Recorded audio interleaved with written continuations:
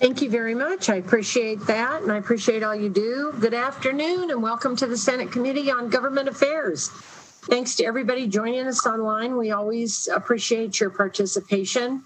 Members and others online, please remember to mute your microphone when not speaking. And will the Secretary please call the roll? Vice Chair Orenshaw. Here. Senator Gocochea. Here. Senator Neal. Here. Senator Hansen. Here. Chair Don Daraloup. Here. Thank you very much. All members are present, so we'll go ahead and get started. I'll just remind the audience, you can participate in this committee meeting or any committee meeting through Nellis on the legislative website, and you can always submit written testimony, and you can view us online or on the YouTube channel. So please join us, and if you have any questions about how to participate, please let us know. So today, first up, we're going to go just a tad out of order. We're going to start with the Clark County presentation. And it is my understanding Yolanda King, our Clark County manager, and Kevin Schiller, the assistant manager, and Joanna Jacob, the government affairs manager, are here with us today. And welcome, and please begin when you're ready. We look forward to hearing your presentation. Good afternoon, Madam Chair, members of the committee. This is Joanna Jacob, and I am going to be driving the PowerPoint today for Manager King. And if you will just allow me a second, I will start sharing my screen and get us up and running, and then Manager King will be taking it from there.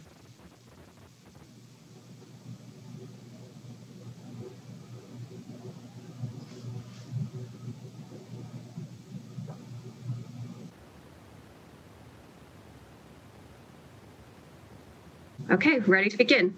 All right, thank you, Joanna. Good morning, I'm still in the morning. Good afternoon, Madam Chair and members of the committee. It's really good to see a lot of familiar faces of folks that I've worked with in the past and through the legislature, through my duties as county manager. So as Joanna mentioned, I am Yolanda King, and I am the Clark County manager. And I do have Kevin Schiller, who is with me to answer any questions that I may not be able to answer at the end of the presentation that you may have. So going to the next slide, just wanted to quickly provide you an overview of the Clark County governance. And so the governance structure for Clark County is a county commission manager form of government, whereby it includes the 7 county commissioners, and they're elected on a partisan basis. The 7 elected county commissioners in turn hire a county manager who is responsible for directing the day-to-day operations of the organization and serves at the pleasure of that elected body. The county commissioners cover a geographic area of 8,000 plus square miles, which spans from the Utah to the Arizona and the California state lines, and then over to Nye County line. The 7 represented commissioners are noted here on the slide for you, and their names are starting in order from left to right. And also, please note that the governance structure for Clark County, it also includes additional elected officials such as our county recorder, our treasurer, assessor, our constables, as well as the sheriff. Moving to the next slide, the community of Clark County includes 14 unincorporated towns, and that includes urban areas as well as rural areas.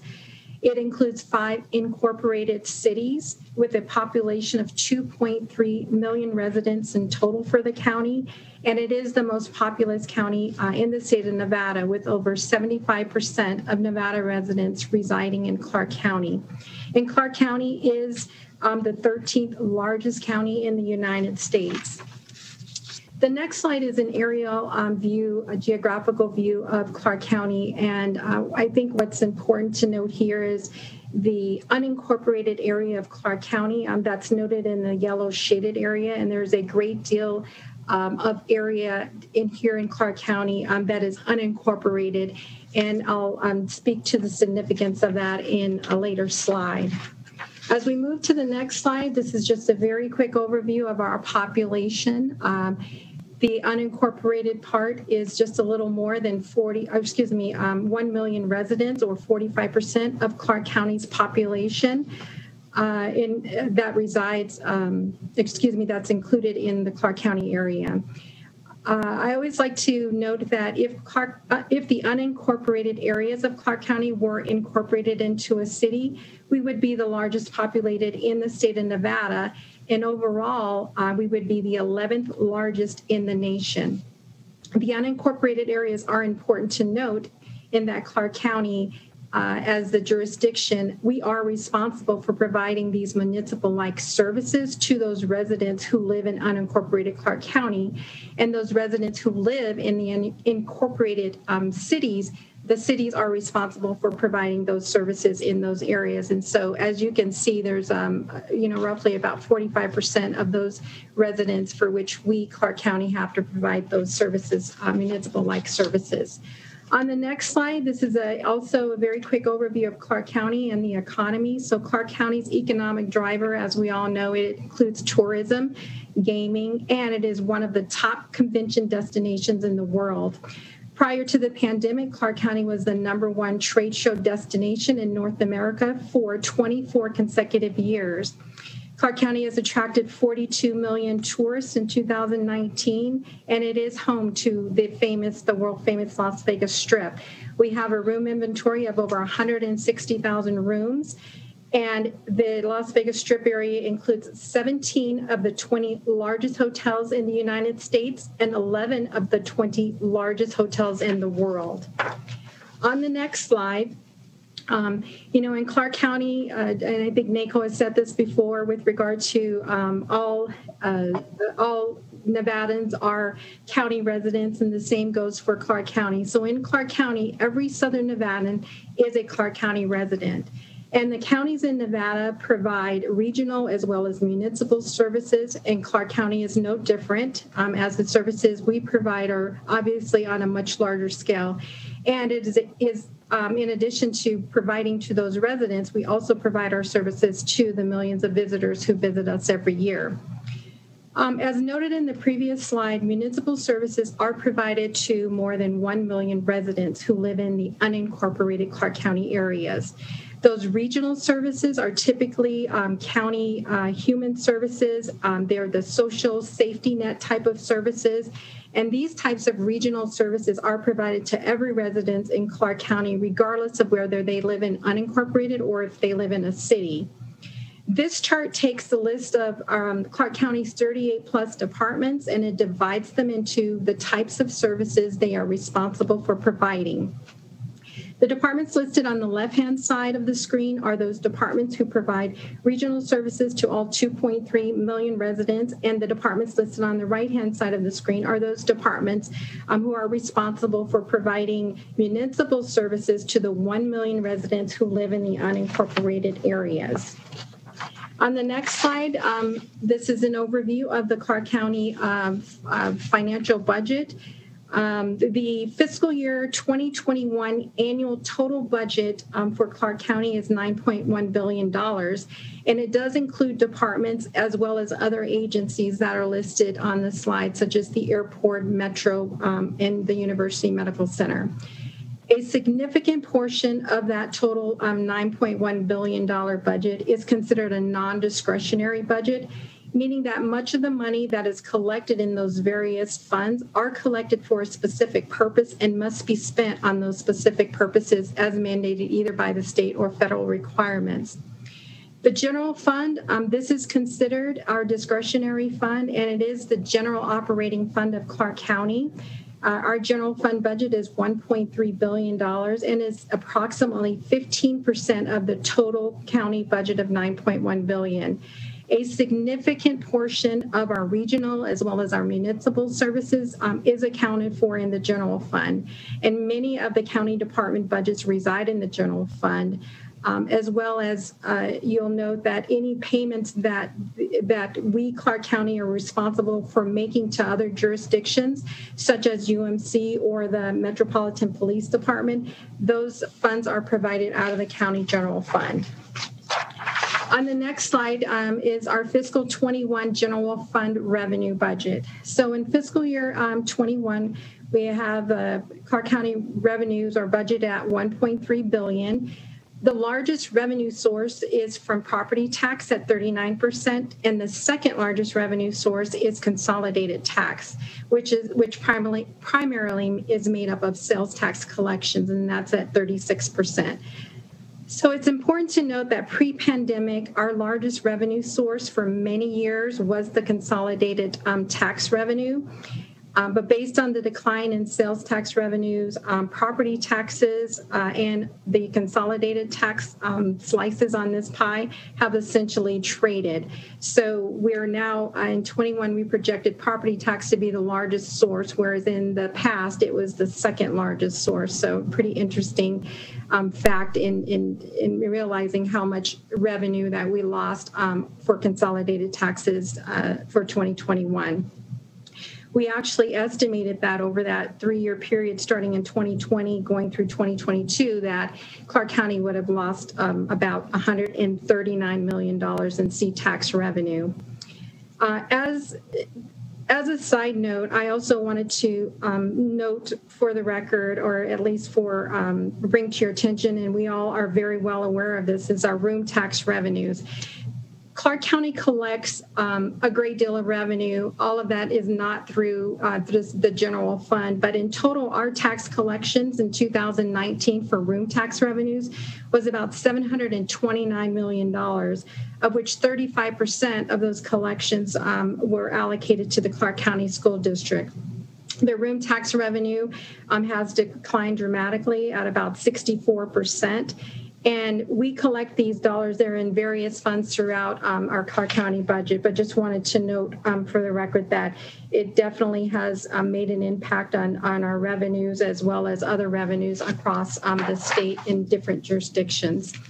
If we move to the 2021, or excuse me, the next slide, then look at the budgeted expenditures, the Clark County General Fund expenditures are budgeted at $1.4 billion, of which over 50% of those expenditures are budgeted for the public safety function.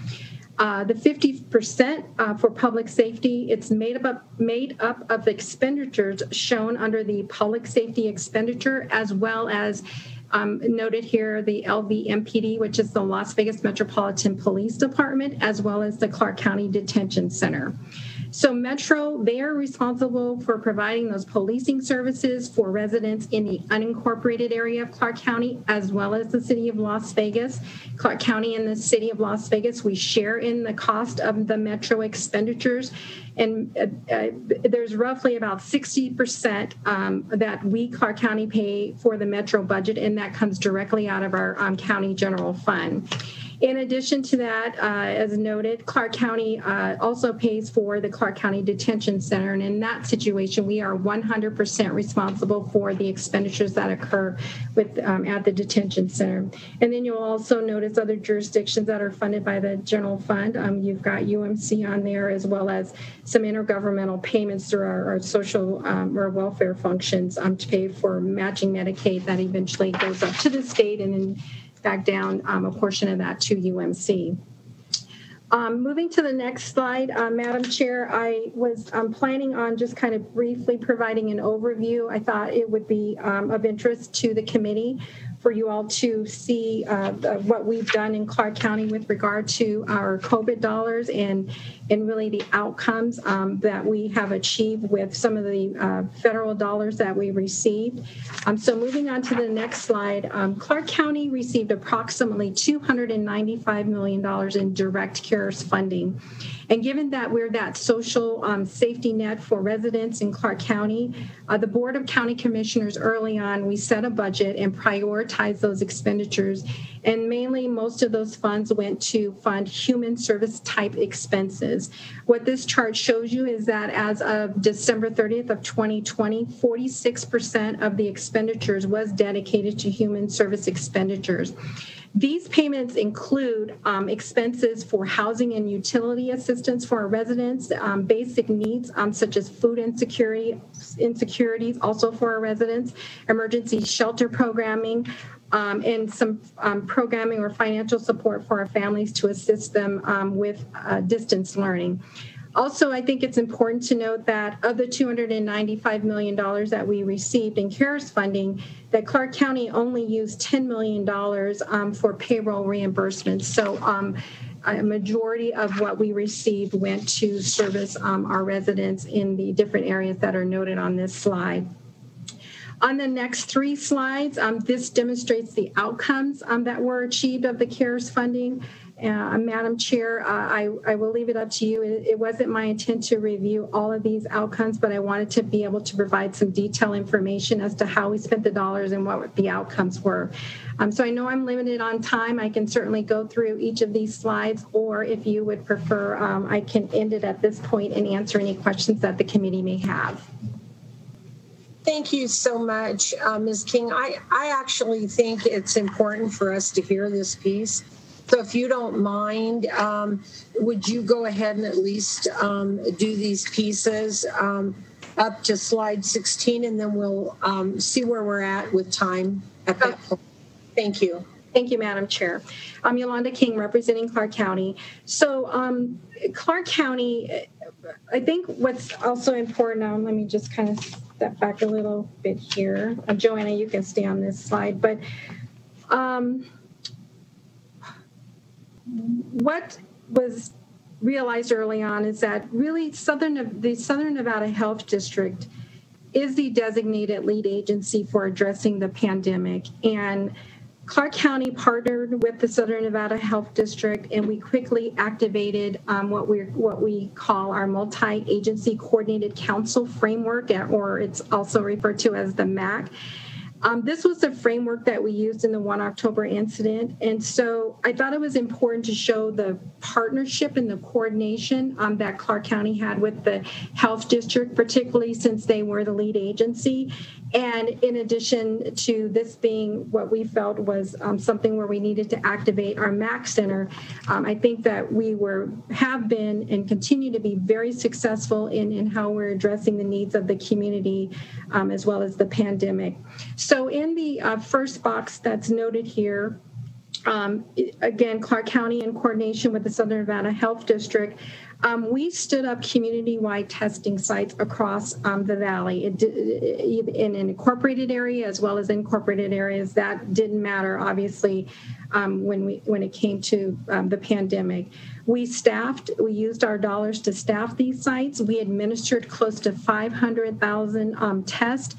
And Clark County also helped to expand the testing capacity in Clark County by paying for over 242,000 tests.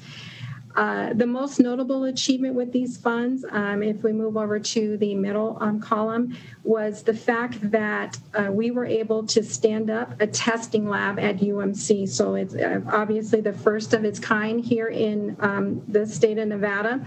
The UMC testing lab was built with the capacity to be able to process over 10,000 tests per day. And the lab supported not only the urban areas here, but also rural hospitals, particularly one outside of Clark County. The CARES funding was also used to provide small business support, which is noted in the last box. There were 3 types of grant programs that were provided to small businesses. That included rental assistance grant, a business stabilization grant, as well as retrofit grants. The outreach for those small businesses, we also had a program where we had an outreach program, and we provided answers to questions that any of the small businesses may have, and that was to over 3,000 small businesses. Legal services was also provided to over 700 businesses via partnership with the Legal Aid of Southern Nevada. We provided grants that were awarded to our urban, Latin, and Asian chambers. And in total, over 1,100 rental assistance, retrofit, and stabilization grants were awarded directly to those small businesses. Moving on to the next slide, we get into the human services side of what was provided with our CARES funding. So it's noted that over 16,000 households received rental assistance from Clark County, and over 63,000 utility payments were paid. Clark County, we also stood up a Hispanic outreach campaign that received over 30 million views.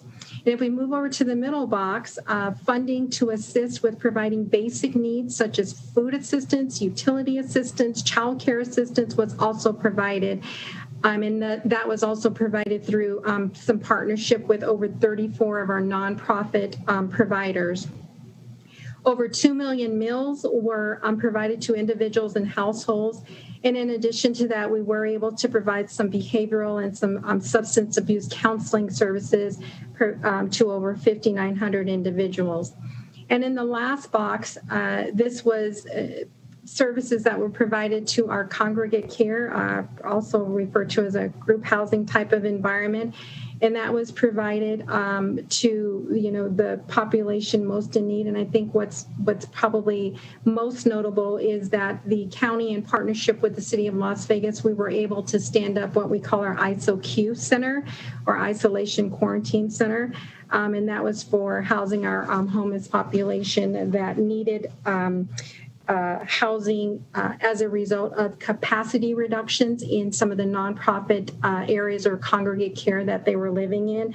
And in addition to that, where we had individuals who tested positive, we also needed to isolate them from the general homeless population. So we were able to stand up that facility.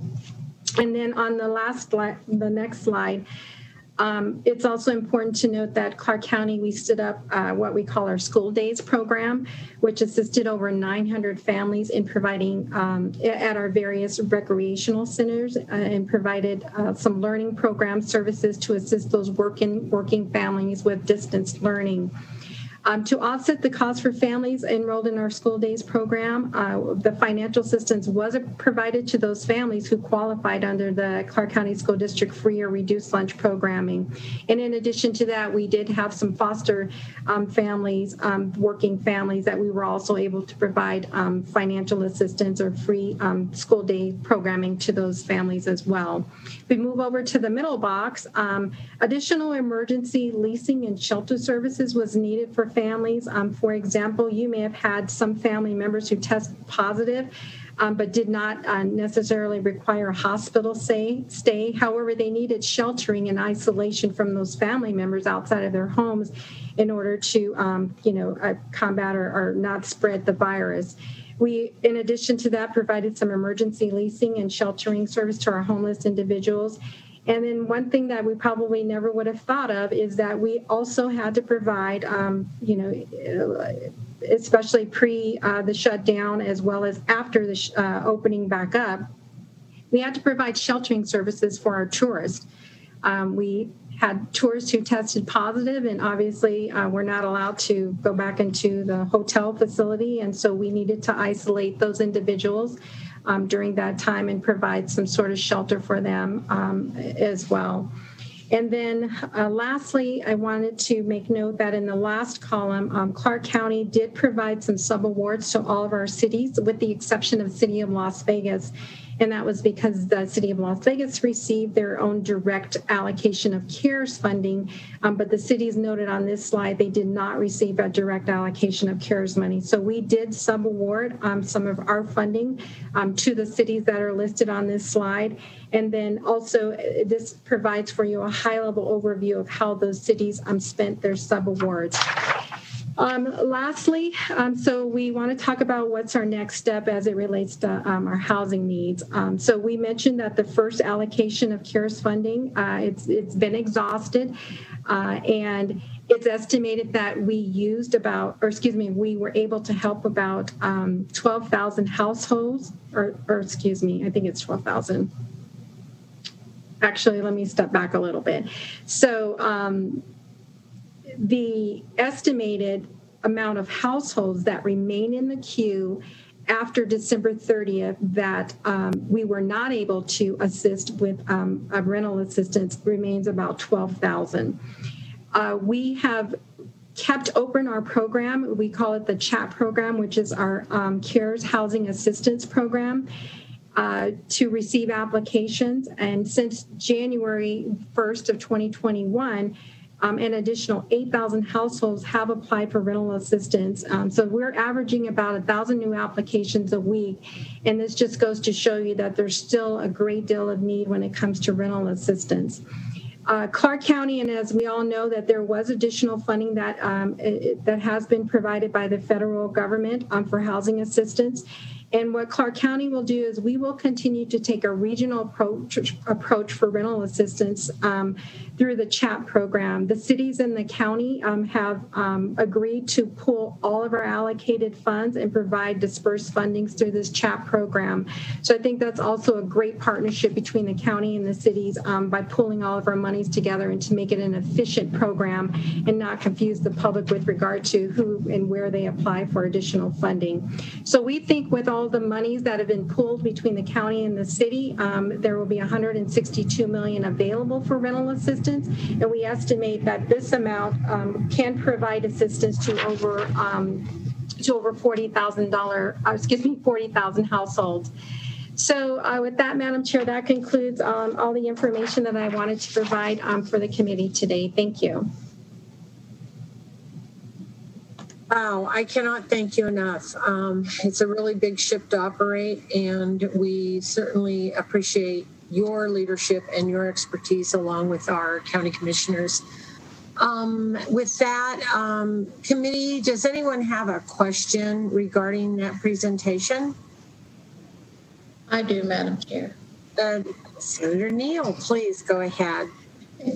Thank you. So a couple of questions. So on the property tax, how are you guys planning for the future? I know there's still new construction. There's like an anomaly going on, but typically we don't abate new construction for that first year. So you're going to see a spike, then you're going to see a drop. I've been consistent in asking other governments this. So what's the plan going forward for the drop-off that's probably going to occur in 23? Are you being more conservative in your budget planning? So, Madam Chair, through you to Assemblywoman, this is Yolanda King representing Clark County. I'm sorry, I said Assembly, my apologies, to Senator Neal. The property taxes, quite frankly, I don't foresee that there's going to be a drop-off. And here's the reason why. First of all, there's a great deal of abatement that's out there. And so we know that your property taxes can increase, and they're capped at a certain amount. The second piece of that is that assessed values have continued to grow here. And yes, we do have increased assessed value with new property. But what occurred and what's different this time is when we had the Great Recession, there was a tremendous amount of decline in assessed valuation. We're not seeing that. We don't anticipate seeing that. And also, as a result of that reduced assessed valuation, we received thousands of appeals from the residential as well as the commercial side with regard to appealing their value. And that also would make a difference in terms of the property tax that's due to us. We were paying very close attention to that as this is the time period. I think January was the last period in which a resident or a commercial property could submit for appeals. We did not see the number of appeals. It was minimum compared to what we saw during the Great Recession. And so to me, that's an indication that because we don't have a large number of appeals that have occurred because assessed value hasn't declined, we don't anticipate at this point, but we will obviously keep close attention on it or pay close attention to it. We don't anticipate that there's going to be a dramatic drop in property taxes, but obviously that can change. But it's just there's a number of things that are different this time around than what we experienced in the Great Recession. Okay. And then, Madam Chair, just a really quick follow-up. So, and it's different. It's a different question. But on the sub-grants for the CARES dollars, since there were sub-grants, is there co-reporting for the municipalities? And that also applies to the regional plan going forward, where you're going to share the potentially 162 million. How is there co-reporting? How do you know that the municipalities use the money for the designated subgrant? So the reporting occurs at the level of the jurisdiction who received the direct dollars. And so we, Clark County, we were responsible for reporting to the federal government how these subawards were used.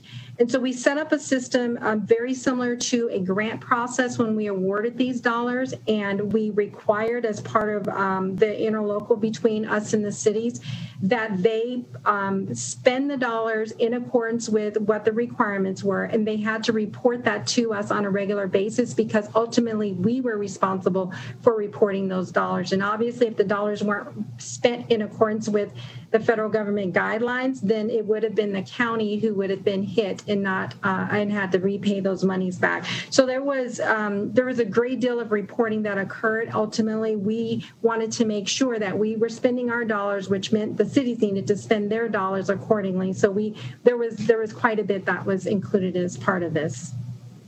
Okay, thank you. Those are public. Can I find them? Where can I find them? Well, you're asking, so we can provide them to you. Yay! Okay, thank you, Madam Chair.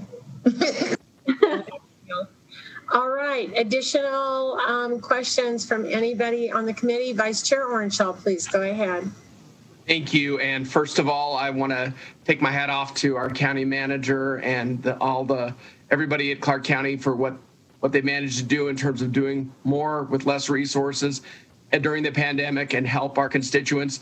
In a large part of my district's unincorporated Clark County, and I think that during the pandemic, one of the bright spots has been taking my kids to the Hollywood Aquatic Center for swim lessons recently, and one of the nice things that seemed a little more like normal times. And so I think that, we're all appreciative of everything you're doing. My question has to do with the eviction moratoriums and the foreclosure moratoriums. When they run out, and I'm not sure, how do you see the county dealing with that? Madam Chair, through you to Senator Orenshaw, I would like to ask Kevin to answer that question. I know, and we all realize that there are definitely some issues that we're going to face in the future, but I'll have Kevin answer that question. Madam Chair, for the record, Kevin Schiller, Assistant County Manager, Clark County. Through you to Senator Orenshaw. So a couple pieces kind of hot off the press. We've been working on this all week. Two pieces, as you saw in the presentation, we can serve about 40,000 households. So translation is of the 20,000 in the queue, about another 20,000 with that second stimulus. The most recent information we have is it's fairly likely that we might see the moratorium be lifted the end of this month. One of the key pieces that we're working on, we have a meeting tomorrow, which will include legal aid and others, tied to how we interface with the courts, because a couple issues on the second round of the rental assistance dollars is there's a lot more requirements tied to eligibility for that funding, tied to affordable median income, which means we have to have a lot more documents.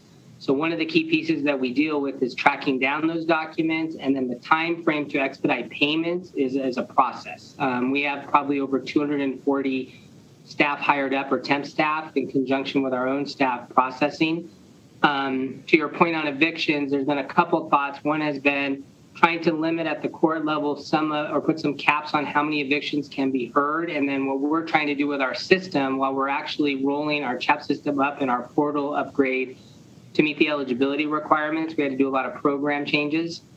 At the same time we're doing that, we're trying to figure out how we can system interface with the eviction process to triage clients up in that process so we can expedite. So it's, I wish I had a better answer for you, but I will tell you it's a huge worry. I think the estimated number through the Gwynn Center, which has proven to be pretty accurate, is that we think we're going to have about a total of 140,000 households that will need some level of assistance. If you take our 40,000 plus about the 20 we've served, that's about 60. So I think we are kind of where the buck stops in terms of housing. So I think the other piece we're also looking at is how we can use flexible dollars. All those master leases that you saw Ms. King speak to are still in effect. We actually transitioned those over with use of our 309 funding to support that so that we have sustainable capacity. And we're going to end up housing people on an emergency basis while we also try to figure out how to build additional rental assistance. There is some hope in kind of, I'll say, CARE stimulus package 3 that will have additional dollars to support that when the eviction moratorium is lifted, but we're a work in process, and I certainly can provide follow-up because it's kind of a daily changing discussion. I appreciate what you're doing to try to keep a roof over people's heads. Thank you, Chair. Thank you very much, Vice Chair. Mr. Schiller, just to confirm with you, you said 140,000 people are what you expect for that could have possible eviction issues. Madam Chair, so Kevin Schiller for the record. So at the beginning of the crisis, when we had the first round, that was the Gwynn Center statistic was about 140,000 total households. We will have served, I think, through CARES 1.0 and the second round of stimulus, probably about 60,000 of that 140,000. What I will do for you, because they're working on those now, I can provide that to the committee. Updated information on the anticipated evictions as it relates to those numbers, because we also have some of that detail that we're also tracking in terms of filings. I think that would be really good information for us to have. Thank you very much. Any additional questions? Madam Chair, can I ask one really quick? Yes, absolutely. Please go ahead. Thanks. Just to follow up on Madam Chair's question, Mr. Schiller, are evictions the same as the foreclosures? Can you break out the foreclosures as well for people who, because there was mortgage assistance too, not just rental. And some of the pandemic lasted longer than some of that assistance. So let me answer that at a couple levels. You are correct, through the chair to Senator Neal, two pieces. One is the initial round of CARES relief funding did include mortgage assistance. So I certainly get you the follow-up on those that were served within that mortgage assistance. That number is incorporated into those totals. The second piece tied to the evictions is I would have to separate that out because there's a couple things happening at the same time. If the eviction moratorium is lifted, there is still, as it currently sits, a federal protection related to mortgage forbearance. So there are a couple different pieces tied to that. The complicating issue to that is in the second round of relief funding, which we are getting currently, as I talked about, the more requirements in terms of eligibility, does not include a component of mortgage relief or assistance. It's only rental assistance. So that, to kind of answer the question, the federal relief on the one side gives forbearance and those companies the ability not to foreclose, which is the hope, but there isn't any direct assistance allowable to be provided in that format in the relief funding that we just received. That might change in the third round, but I want to make sure you're clear on that. Thank you very much. Senator Neal, is that it? Yep. Thank you. Thank you so much. I think that is all of our questions. Senator Goicoechea. Madam Chair, I appreciate it. I'm just going to follow up with Kevin just a little bit on Senator Neal's questions. Okay, if there is no assistance available and yet we've got a moratorium, a federal moratorium saying you can't foreclose, that's going to create a deficit somewhere, isn't it, Kevin?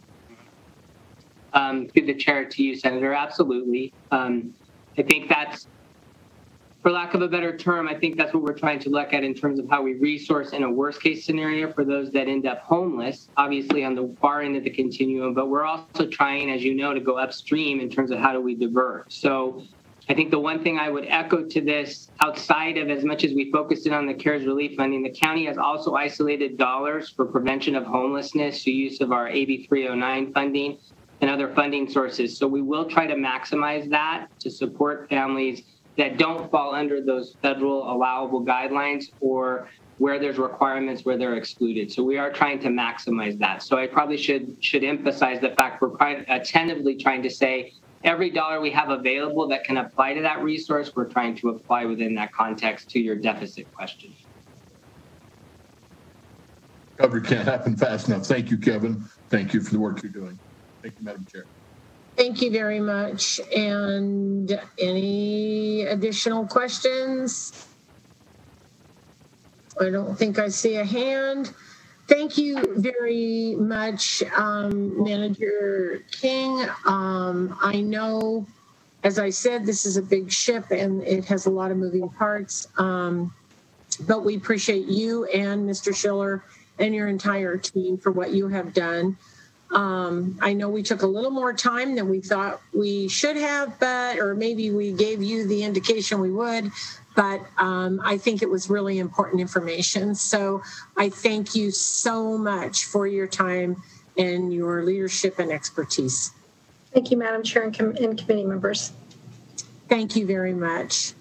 All right, and with that, we will fire some additional information as they get it to us, but we will move to open the hearing on Senate Bill 4, and this measure revises provisions relating to the imposition of certain penalties by ordinance for violations relating to fireworks.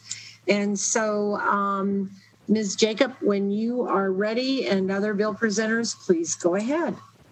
Yes, Madam Chair, Joanna Jacob, Clark County Government Affairs Manager. I'll be handling the bulk of this presentation, Madam Chair. I have Deputy Fire Chief Kelly Blackman on the line also. She is one of our fire chiefs with Clark County Fire, but she also spent a large portion of her career in building and fire prevention. So she's my technical assist on this, and I will get going here shortly. I have a presentation just to kind of walk through why we're proposing this bill, Madam Chair, and I will share my screen and move through it quickly because I know you have additional items to hear. So we'll get going here.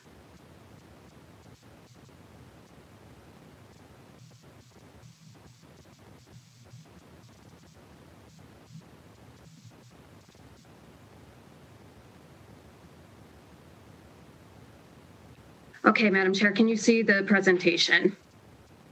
Okay, thank you.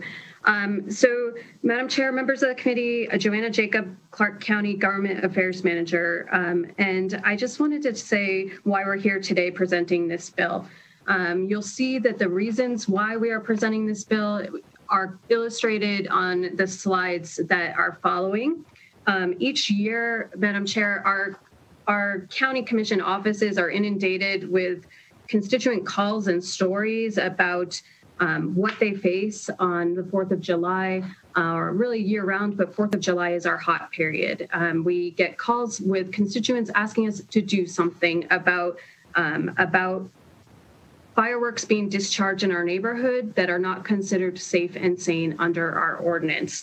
It is a particular issue for veterans, for our pet owners, for really people who are suffering post-traumatic stress syndrome in our community. And these are some of the calls that we have received. I told the people who answer our phones in our commission offices that I would help to share their story because this is something that they have to face every year.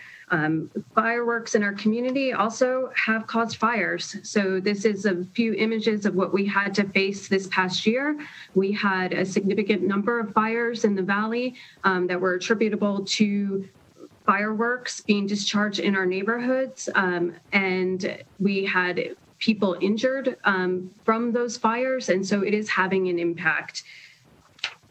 In fact, I pulled the number from Clark County Fire Department, and my Deputy Chief Blackman can speak to this personally. We had 43 total firework incidents, July 3rd to July 5th. The image below is actually from 2019, where we had an incident where fireworks got discharged while on the street, and it is everywhere. We average about 6.5 to 7 fire personnel that have to go out on each one of these calls, and those costs were attributable to the cost of our crews going out and then having to go out again. We are trying to do something, Madam Chair. I know many of you live in Southern Nevada know that we put together this I-Spy website. We've had it in place since 2018.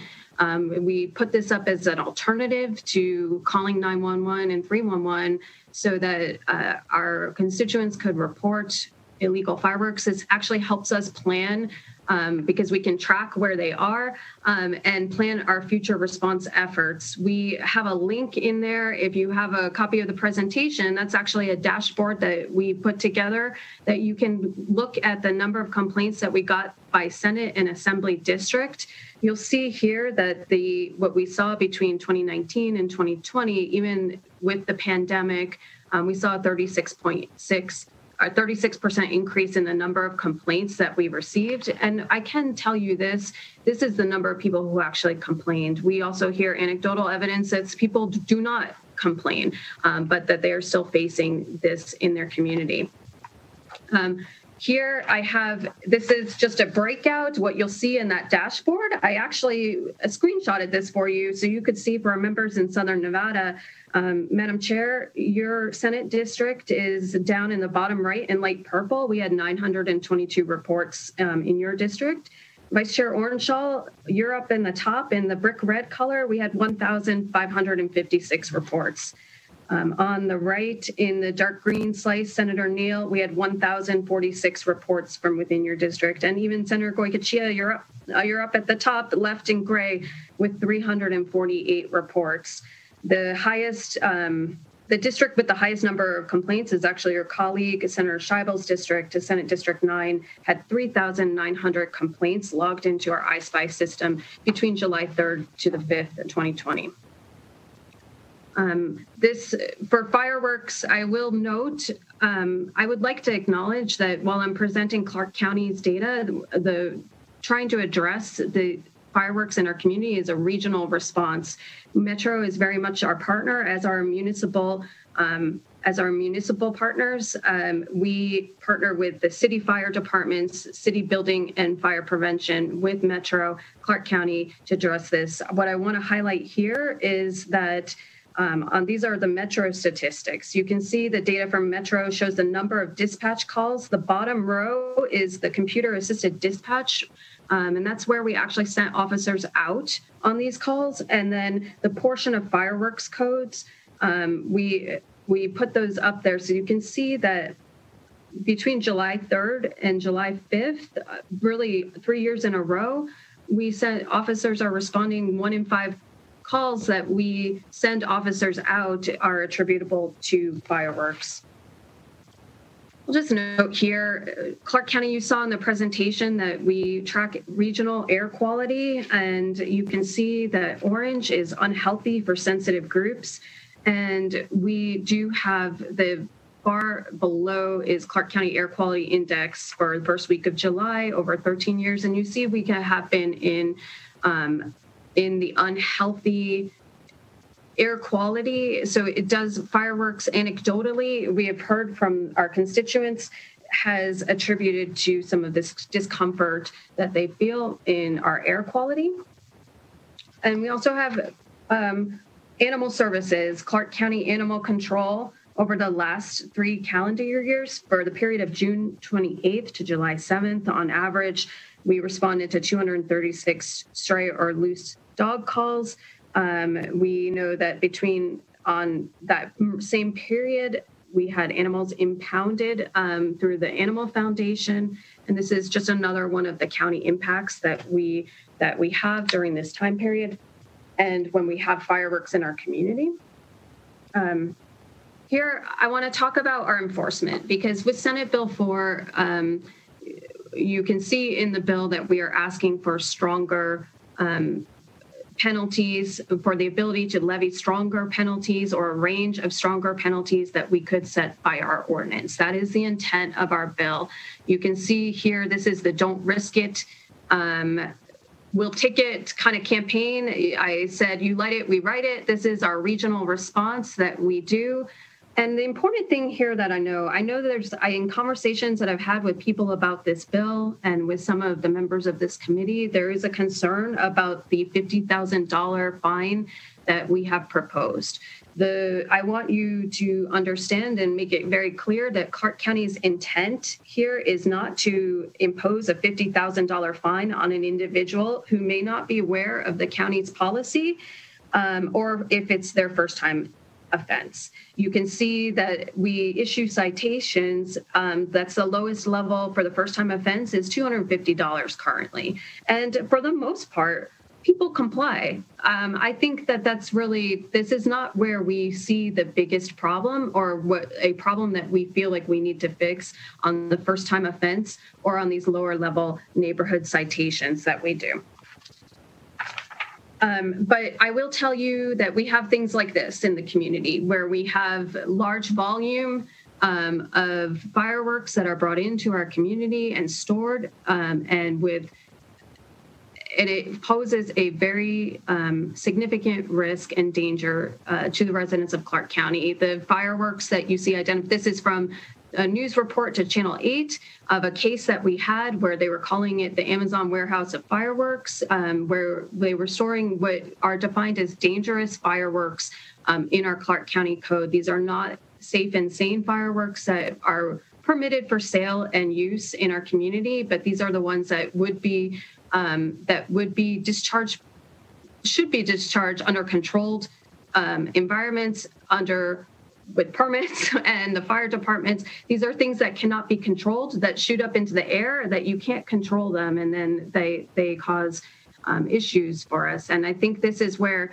it was. You can see that where the fireworks were being stored was really adjacent to an RV park. And you can see the images. This is also from Channel 8 news report. You can see how it was close to an RV park and to a residential setting. So I wanted to show this as an illustration. Our intent with this bill is to address larger volume. We need to do something about the larger volume and of dangerous fireworks that are coming into our community.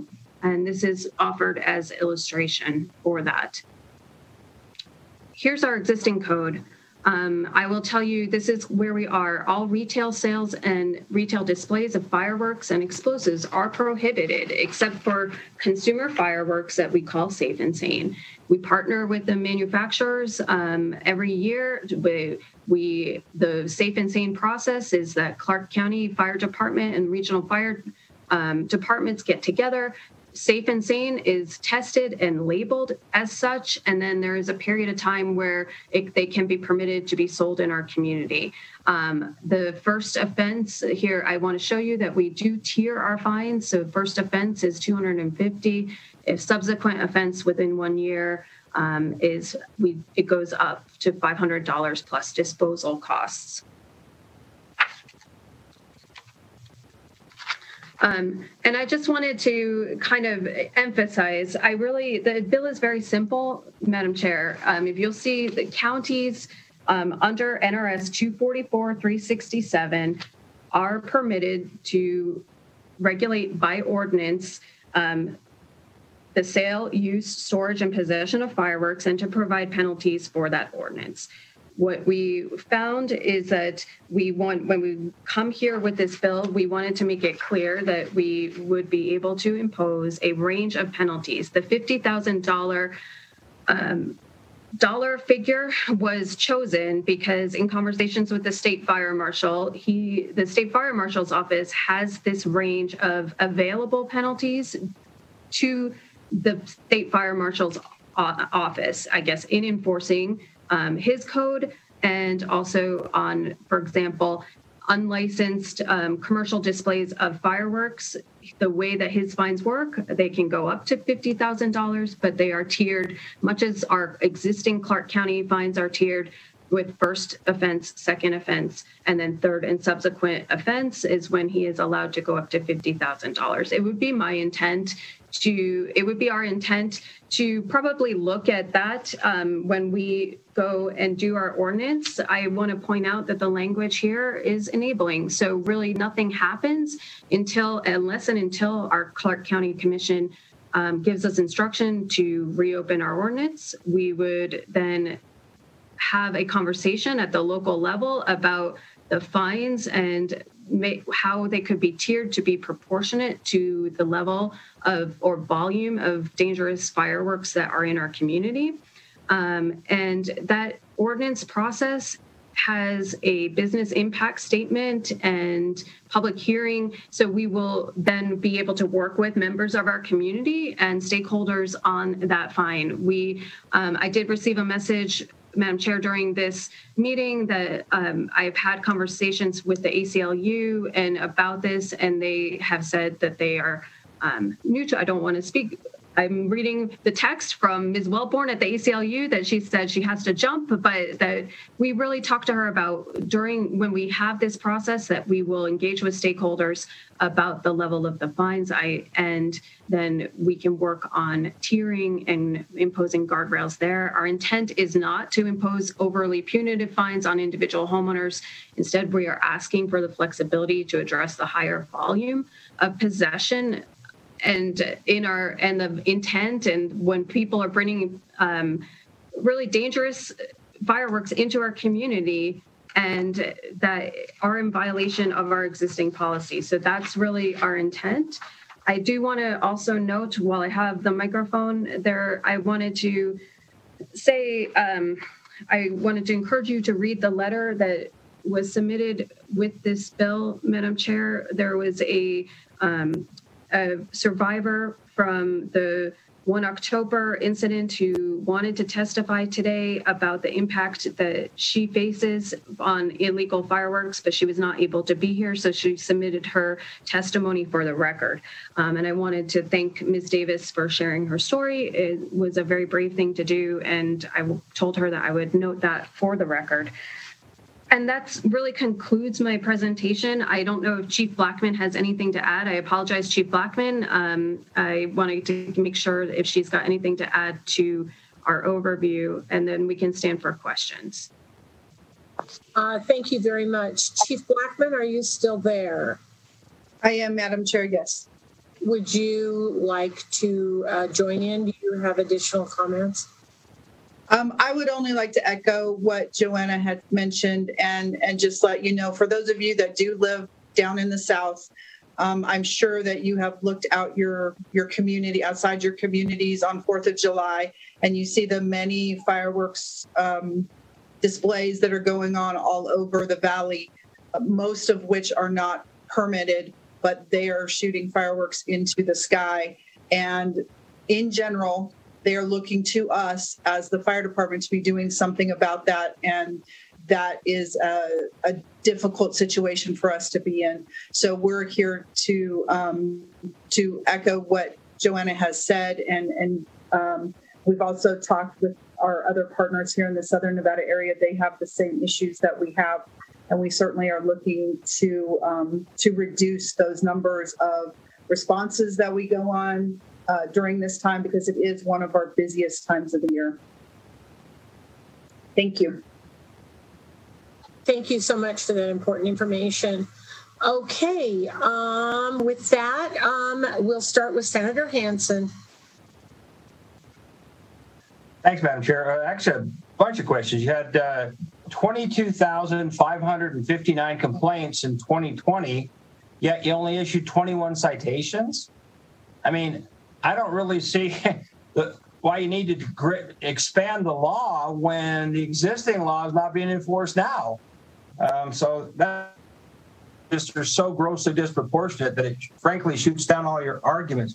Secondly, the idea that the guy that had 20,000 pounds of fireworks there, surely that guy got more than a misdemeanor ticket for $250. I mean, if that guy didn't go to prison for that or something a whole lot more serious on the criminal side, I'd be really shocked. So the reasoning behind this bill just frankly doesn't make sense when you look at these numbers, the number of citations issued.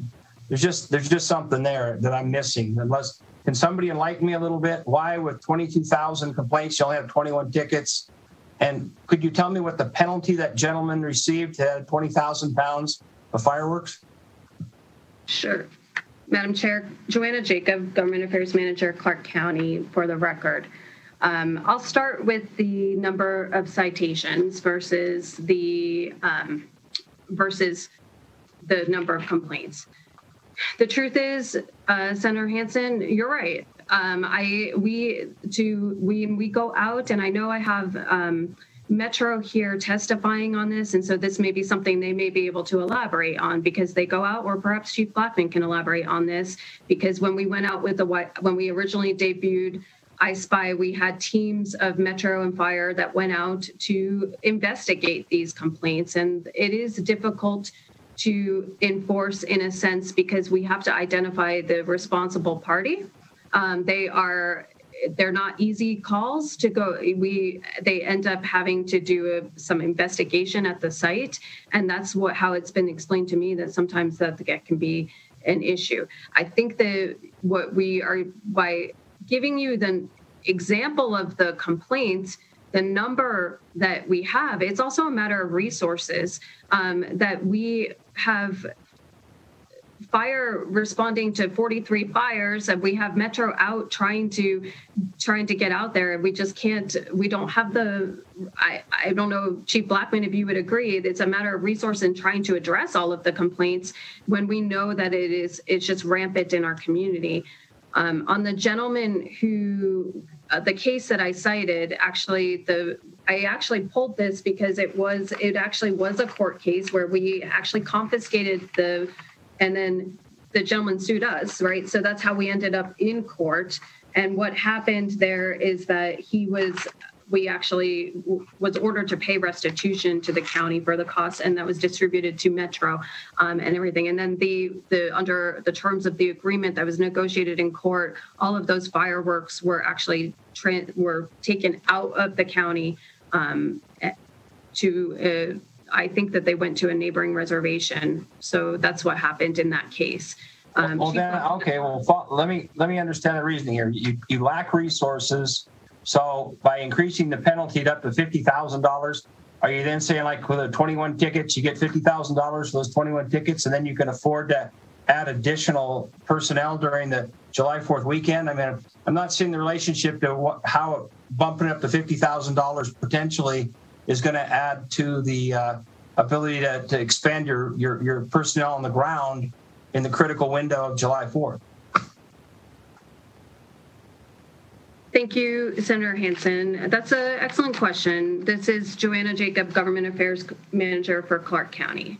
You saw in the presentation that Yolanda King gave, that fines and fees do make up a part of our general fund. General fund goes to public safety. I think that what I'm trying to say here, I think, is that also there is a deterrent nature of the fine. I think that I would like to talk about when we talk about this level of complaints in our community. And we're not trying to churn fines, I guess it's what I would like to say, to generate more resources. I think that the issue is that we want to send a message to the community that this is a very dangerous activity, and that the trigger for this activity, if you continue for a subsequent offense, like, for example, in their state fire marshals, that it will be taken seriously. Okay. Thank you, Madam Chair. Thank you very much for your answers, Joanna. Thank you. Thank you very much. Senator Goicoechea. And Senator Hansen hit on it a little bit. I was, just wondering what the penalty was to the guy, and the way I understood the numbers, we're talking about 100 ton. Senator Goicoechea, you seem to be going in and out. I just checked my... I know. I'm sorry, Senator. I checked my volume up. I'm sorry. I must have had it down a little bit. Is that better? Much better. Thank you. All right. Thank you. I was along the same lines, and the numbers I heard there, 200,000 pounds. That's 100 ton of fireworks. I was also interested in what it ultimately cost him. It's a huge piece. I would have thought that, like Senator Hansen, that almost would have been jail time. And again, Ms. Jacobs, then exactly what did he pay other than court costs? 1 second, Senator Goicoechea. I'm trying to pull the information here. I think that the charges, when there was a negotiated deal, I don't have the dollar amount in front of me. I'd be happy to follow up with you, sir, after this meeting, and I apologize, Madam Chair, for not having the dollar amount, the restitution. I know that it was a restitution that was split between the jurisdictions that had to do it. And I think part of it also was that the fireworks were being stored, right? So we have to identify the individual, and that was what we did, was go in and confiscate it, right? And then that was the posture of the case. I think, so I'm happy, Madam Chair, to follow up with very specific details about that case to answer his question. I'm sorry that I don't have the dollar amount of the restitution today. That'll be fine. You don't have to go too far with it. It's just a number. 100 ton of fireworks in Las Vegas is huge. And of course, this is going to go through the ordinance process. And maybe I'll look to Senator Neal, who's the legal minder, or Vice Chair Orenshaw. But what is under the ordinance process? What normally would be the maximum fine? I would have thought 10,000 would have been, and that should have been a significant deterrent as well. But I'm curious, do you know what your normal penalty would be under an ordinance? Senator Goycochea, this is Joanna. I think what you're asking me is about any of our county ordinances, what the typical penalty is. Yeah, what would that range normally be? Yeah, I would think 50,000 is, that's a huge fine. I would have thought normally through the ordinance process, and typically they're 30 days in jail and $1,000 or something like that under the violation of an ordinance. And so I was just curious why you landed on the 50 rather than say 10,000, which would be pretty hard to pocket for, even if it was second or third offense, shooting fireworks off. Madam Chair, this is Yolanda King from Clark County. I can maybe add to that a little bit. Please go ahead. Thank you. So, Senator, the 250 to 1,000, from my understanding, is the maximum amount that we in Clark County, and that spans to our other fines and fees that we apply.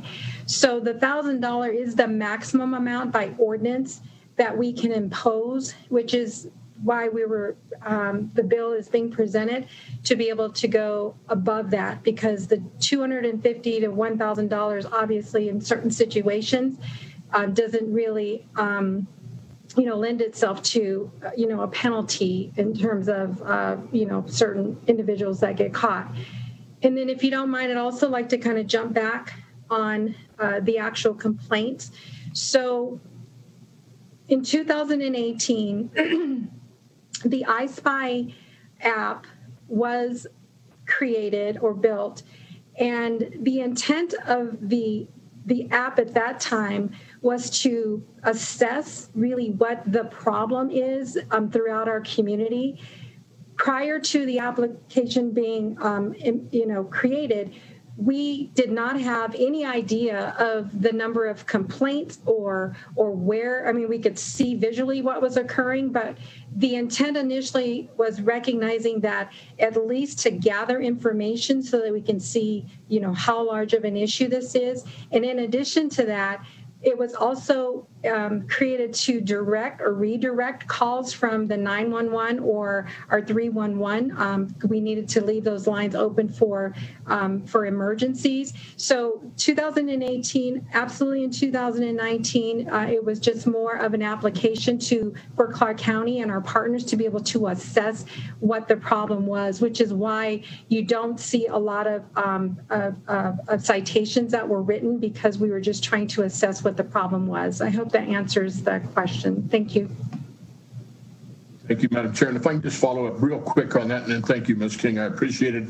I guess where I'm struggling with, at the point you've got even a ton of fireworks, and if they are in fact dangerous, and let's be honest, you can go to Wyoming and buy a cruise missile up there and bring it down and call it fireworks. It's just the way it is. But at the point you've got something that dangerous or a ton of fireworks, then there should be something else kick in besides just, it's against the law to set off fireworks.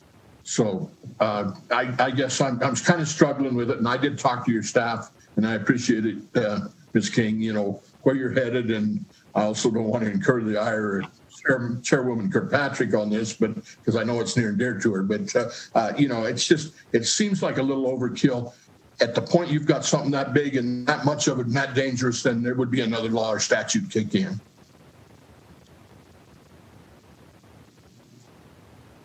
Thank you very much, Senator Goicoechea. I will go to Vice Chair Ornschall. Thank you, Chair, and commend Clark County for bringing this bill. I represent a large part of my district's unincorporated Clark County, and every year, 4th of July time, I hear from my constituents who are concerned about it, hear from veterans, hear from animal lovers whose pets have run away, and I thank you for bringing the bill. I appreciate the intent of the bill, and I appreciate you working with ACLU and everybody else that's might have concerns about the amounts. One question I have. Most of these non-safe and sane fireworks are being purchased on the reservations or in the counties that don't have a safe and sane requirement.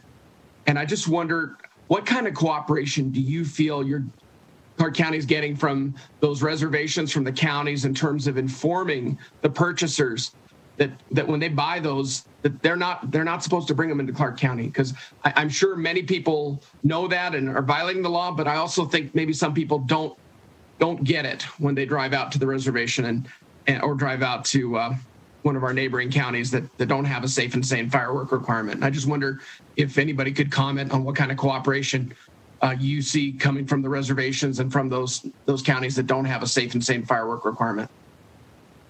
So, Madam Chair, through you, Joanna Jacob, Government Affairs Manager, to the Vice Chair. I will start, and then I will see if Ms. King or Chief Blackman may have some specifics to offer. We do collaborate regionally and to try and get the awareness out, because, again, our intent is just to educate about the ordinance and about what is safe and sane. So you saw a picture of that campaign in my presentation. We do work with the jurisdictions to try and get the word out. And you saw in that campaign, we'll say, if you purchase it outside of Clark County, it is likely illegal in Clark County, right? And we try and educate about what that is. And there's a tremendous amount of effort that goes into that. I think that we welcome, and I know Chief Blackman probably can say this, welcome the participation. We certainly have had the fireworks manufacturers who have stepped up and wanted to meet and say, how can they be part of the solution, right? Because they recognize that there is a problem in Clark County. So we are having those conversations. Ms. King or Chief Blackman, do you have anything to add? Yolanda King, representing Clark County. Just to add to that, I mean, early on in the process when we were trying to figure out how do we assess what the problem is, there were some conversations, particularly that I recall with Nye County with regard to it being legal there but illegal here in Clark County, and trying to figure out if there was obviously some way that we can try to coordinate and work through both our communities in terms of what's allowed and what's not allowed.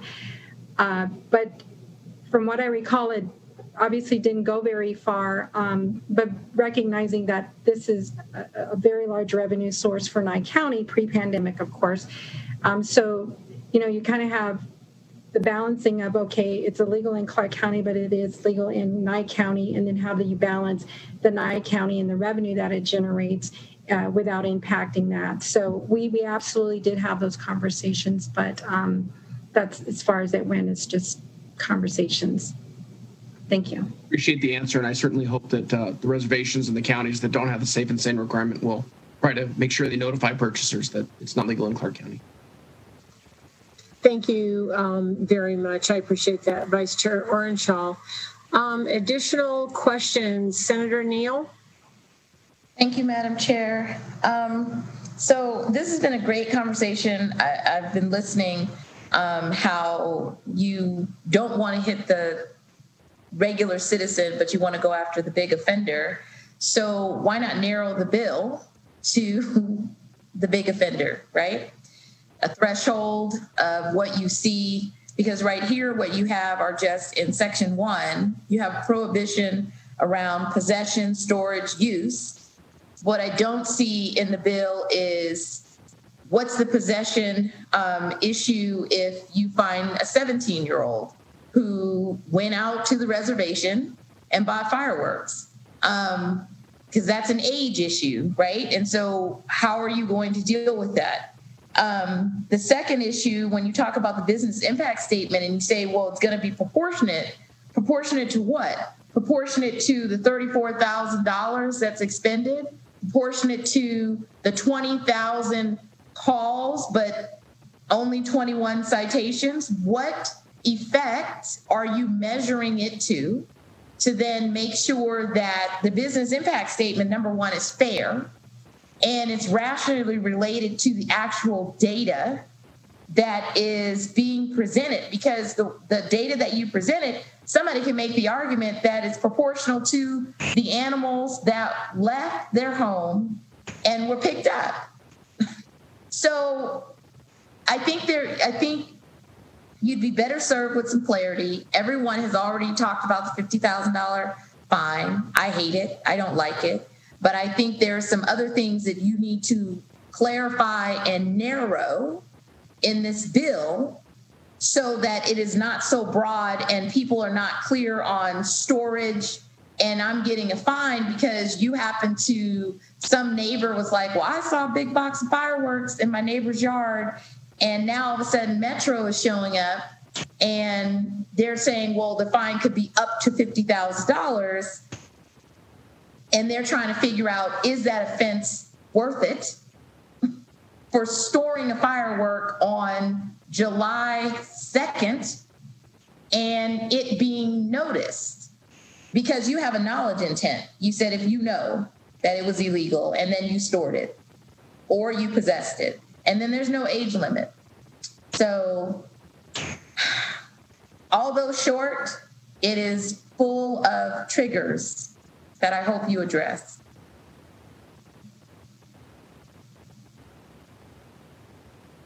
Madam Chair, Joanna Jacob, Government Affairs Manager from Clark County. That didn't end with a question, but I think that I can understand.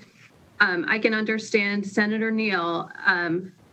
It's an excellent statement that you made. It's actually what the type of thing that we would probably be having, the conversation that we'd be having at the local level when we set this ordinance, right? And so I certainly will take this feedback and we can certainly work to address those concerns. I think that the existing language that was in statute before we brought this was broad and talked about storage and those things, right? And then the fine levels were set in the ordinance.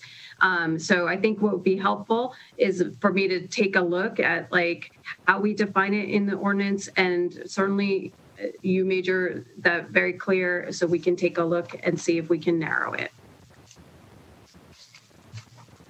Thank you very much. The age question is an excellent one, Senator Neal. Additional questions from the committee? I don't see any right now. So with that, we will hear testimony in support of Senate Bill 4. And as a reminder to the testifiers, you will be limited to 2 minutes and you're encouraged to summarize that. BPS, is there anyone on the line in support? Thank you, Chair. To testify in support of SB 4, please press star 9 now to take your place in the queue.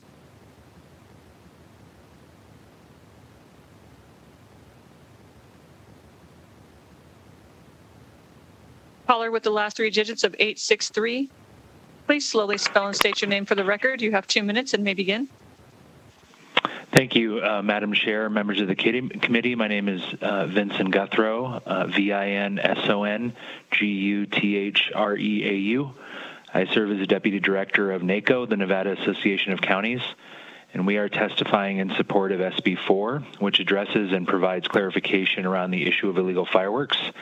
Counties currently have the authority to regulate fireworks, and different counties across the state address fireworks in different ways. Some allow fireworks and others do not, and we support the clarification provided in this bill that would enable counties to increase the penalties on those who impact the public's health and safety by violating fireworks ordinances. We understand that the purpose of this bill is to increase the tools available to counties to ensure, especially during the summer and holiday season, that people are kept safe. So on behalf of the association that represents all of Nevada's 17 counties, we support SB 4 and thank Clark County for bringing this bill forward.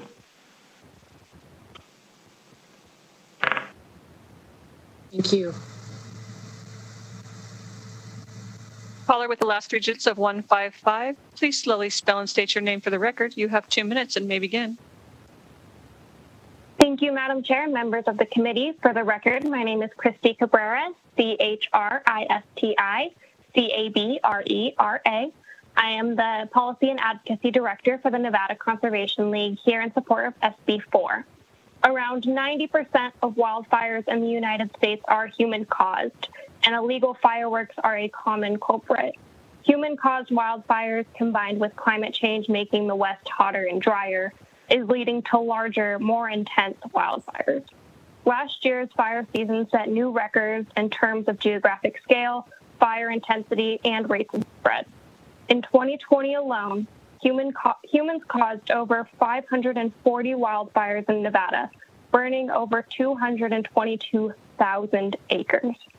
These fires have disastrous impacts on natural areas and wildlife habitat, and the pollution effects from the smoke are hazardous to our health. SB 4 will give local governments another tool to help stop illegal fireworks, which will hopefully lead to less wildfires in our state. We urge your support. Thank you. Thank you. Caller with the last three digits of 456, please slowly spell and state your name for the record. You have 2 minutes and may begin. Good afternoon, Madam Chair and members of the committee. This is A.J. Delap, last name phonetically spelled David Easy, Lincoln Adam Paul, with the Las Vegas Metropolitan Police Department. We are calling in support of SB 4, and we thank Clark County for bringing this measure. I think the issue that I would like to express is that the Las Vegas Valley is, of course, a very urban environment, and we have a dense population base. And the purpose behind Safe and Sane Fireworks is to protect that population base. And one of the challenges that we deal with is that surrounding counties and certain jurisdictions within our county don't have the same restrictions because they don't have the same issues and concerns.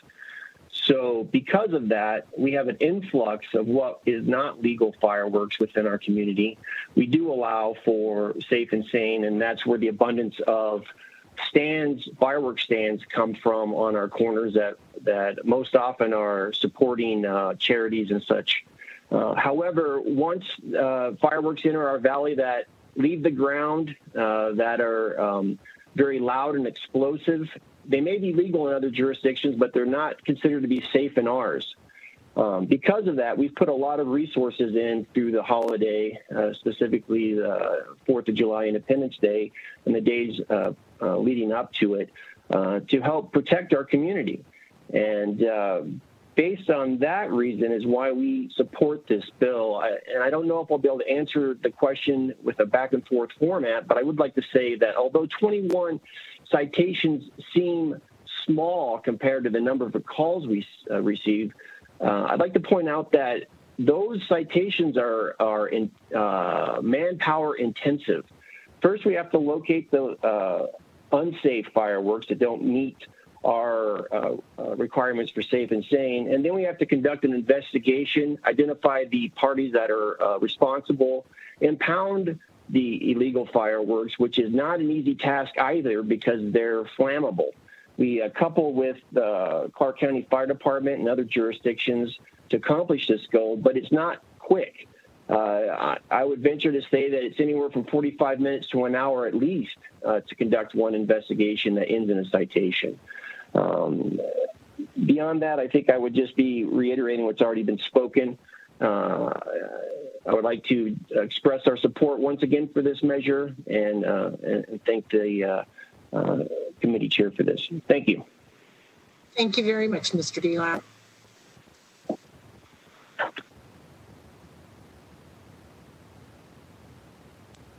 Caller with the last three digits of 415. Please slowly spell and state your name for the record. You have 2 minutes and may begin. Hi, my name is Jeff Dixon. That is Juliet, Echo, Foxtrot, Foxtrot, Delta, Indigo, X-Ray, Oscar, November, from the Humane Society of the United States, where I'm state director. The Humane Society of the United States urges support for this bill.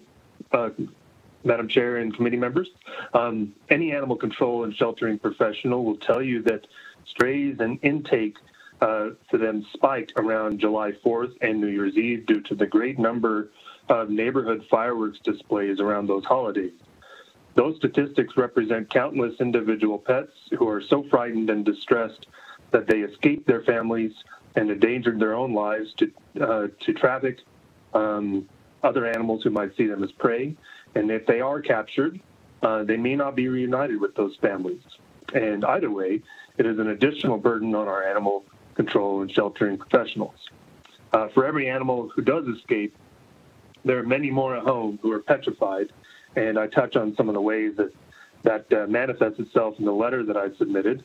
I won't go into the details here, but AB 4 obviously allows governments to enact fireworks laws that protect animals' freedom from human-caused distress and fear, which in turn will keep many animals together with their human families and substantially reduce the burden felt around the holidays by our animal control and sheltering professionals who are already working under great resource constraints.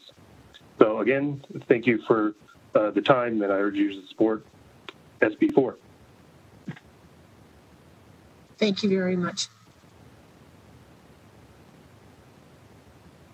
If you recently just joined us, we are currently taking testimony in support of SB 4.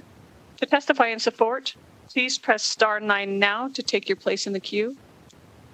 Caller with the last three digits of 648. Please slowly spell and state your name for the record. You have 2 minutes and may begin. Thank you, Chair Dondero Loop, members of the committee. My name is John Jones, John Jones, here on behalf of the Clark County District Attorney's Office. We are in support of SB 4. For the committee's edification, there is no state or felony charge that would easily apply to some of the more egregious cases discussed by the presenters. In fact, as a side note, in one local case, a judge returned a large amount of illegal fireworks to an individual charged with the person violating our current ordinance. This bill will give counties more tools, especially to go after those who sell or possess large amounts of illegal fireworks. And for those reasons, we urge your support of SB 4. Thank you. Thank you.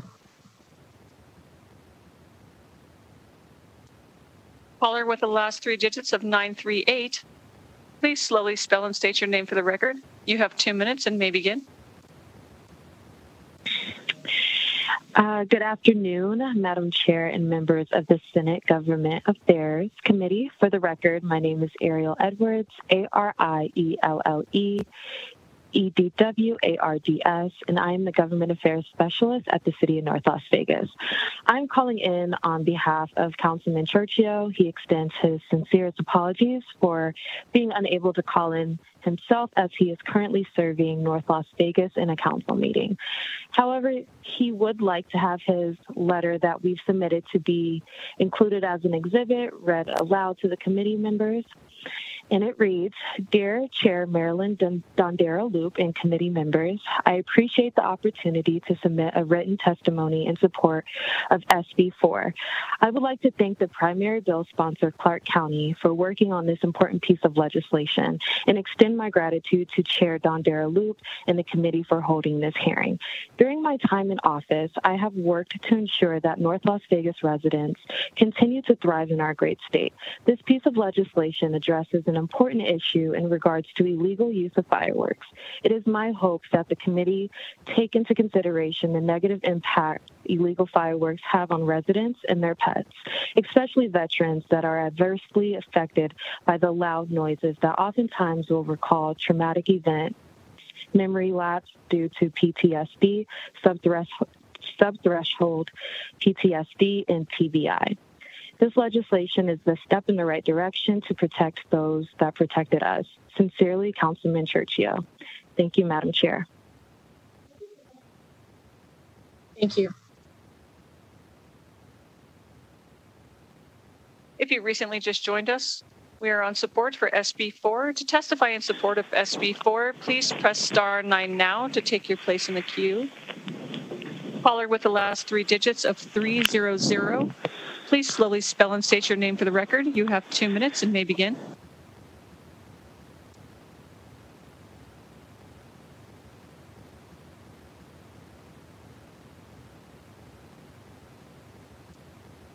Caller with the last 3 digits of 300, please begin.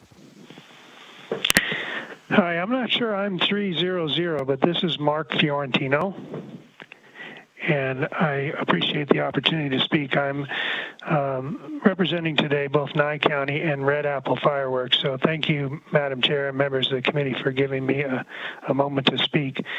I'd like to speak first, if I can, on behalf of Nye County, and focus really on the question that Senator Orenshaw asked and Ms. King's answer. We've tried very hard to we understand the issues, and as you've heard, because each county is doing this differently, each county has a little bit different at stake, and the fireworks industry in Nye County is an important industry both for Nye County and for the businesses that operate there. We have promised, as Senator Orenshaw, I think, will confirm, that throughout the process and these discussions relating to how to resolve these issues, that we would support efforts to increase counties' ability to enforce their own rules and to work together to enforce the rules. And so we're going to live up to that commitment and today support this bill and continue to work with the sponsor to resolve any issues. That's a better solution than others that have been proposed in the past, in our opinion. On behalf of Red Apple Fireworks, same thing. We've made the same commitment. Red Apple it remains committed to working with both the sponsor and the chair and the committee on this bill. We do share some of the concerns raised by the committee members and others just related to the amount of the fine and precisely what it would apply to. But I think we're confident we can work through those issues. So thank you again for giving me the opportunity to speak, and I'd be happy to answer any questions. Thank you very much. Callers that recently just joined us, we are currently taking support on SB 4. To testify in support of SB 4, please press star 9 now to take your place in the queue.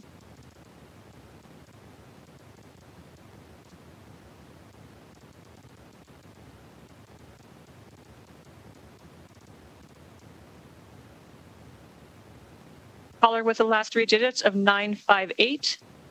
Please slowly spell and state your name for the record. You have 2 minutes and may begin.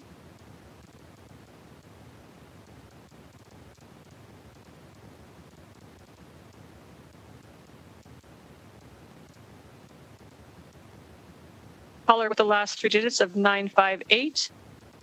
Please press star 6 now to unmute yourself.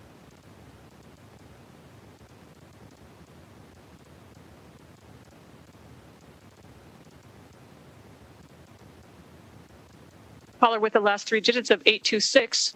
Please slowly spell and state your name for the record. You have 2 minutes and may begin.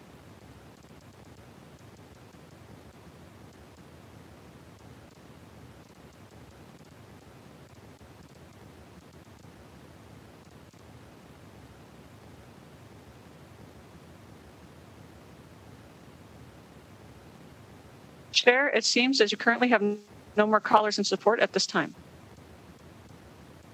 Thank you very much. Can we move to opposition, please? To testify in opposition of SB 4, please slowly spell and state your name for the record. please press star 9 to take your place in the queue.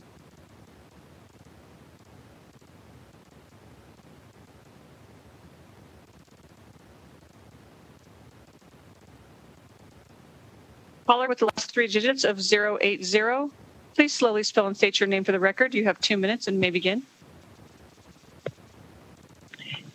Thank you, Madam Chair and members of Senate Government Affairs. For the record, my name is Susan Fisher, SUSAN-FISHER,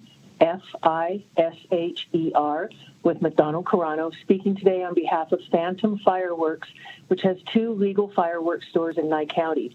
We're not opposed to the stated intent of the bill, but I am testifying in reluctant opposition to SB 4 as currently written.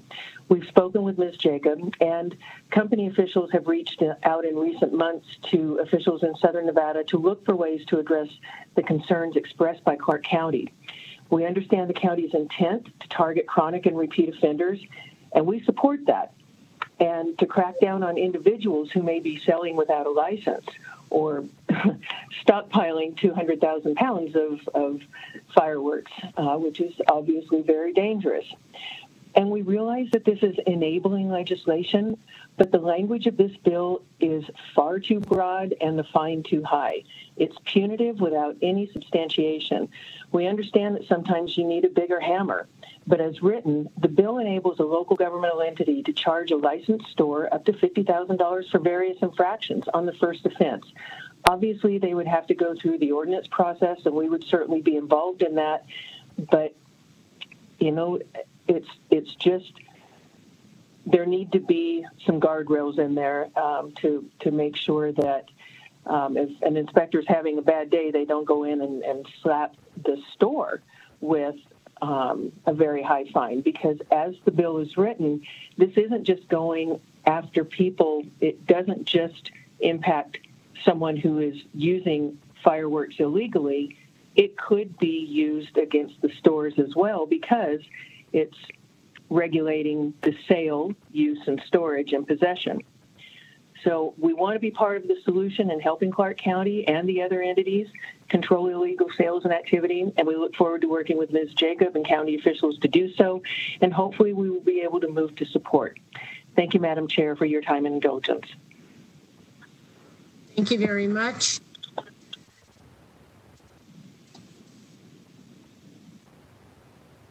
Caller with the last 3 digits of 015. Please slowly spell and state your name for the record. You have 2 minutes and may begin. Thank you, Madam Chair and members of the committee. For the record, my name is Allison Genco, ALLISON, with Ferrari Public Affairs, representing Area 51 Fireworks. We are testifying in opposition to SB 4 as we have concerns regarding the fines imposed as stated in the language. We have proactively reached out to municipal and state fire agencies regarding this issue. We appreciate Ms. Jacob from Clark County taking time to explain the intent and her willingness to work with us. While we are in opposition today to the bill as written, we look forward to continuing to work with the bill proponents. Thank you for your time. Thank you very much. Callers that recently joined us, we are currently in opposition of SB 4. To testify in opposition of SB 4, please press star 9 now to take your place in the queue.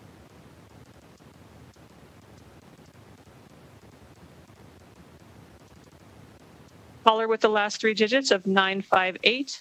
Please slowly spell and state your name for the record. You have 2 minutes and may begin.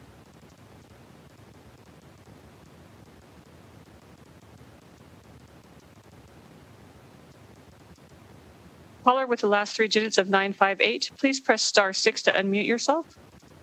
Please slowly spell and state your name for the record. You have 2 minutes and may begin.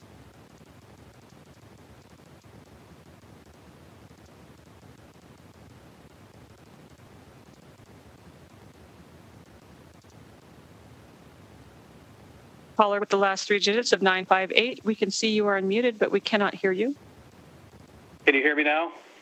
Yes, we can. Please continue. Okay. My name is George Mayfield, GeorgeMayfield. I support the intent of this bill, but I think that it needs to be at a point that it's really going to be effective to actually go after my neighbors that create a condition where my neighborhood is like a war zone. It is like a war zone. And in Nye County, I believe there's 7 fireworks stores, and it's not a very big county. And even in Nye County, last year, the sheriff tweeted, please, people, quit shooting off these fireworks. It's out of control. And Nye County, being Pahrump, is not only like a distributor, it's like an outlaw region where people go to buy the fireworks, and it's not about them not knowing they're illegal. They know they're illegal. They not only come from Clark County, they come from California. It's the distribution point for the entire region here of illegal fireworks. And like I said, it's like a war zone, and there's nothing I can do. I do the I Spy fireworks. I call. There's nothing I can do. If my neighbor's right next to me shooting explosives at my house, all I can do is ask them to stop, and they don't stop. They don't care. They're drinking. They just say I'm trying to ruin their fun. We need to have tools given to the police so that they can enforce them and shut this down. And the 21 citations, they can do better than that. We all know they can do better than that. We need some teeth and some real laws with maybe 50,000 is too much, but maybe it should be $1,000. If you're having a party and shooting fireworks off from your house, $250, they don't care. They have 30 people in lawn chairs while they're shooting off fireworks for 3 hours. They don't care about a $250 fine. The fines need to be bigger, and the police need to actually give the citations out. They need to figure out a way. They don't need to be Columbo, but they need to be smarter than these fireworks people. And Nye County needs to quit being the distributor for the entire 5-state region for illegal fireworks. So this may not be the right bill. We need to find the right bill. We need to find the right rules and the right laws. Thank you.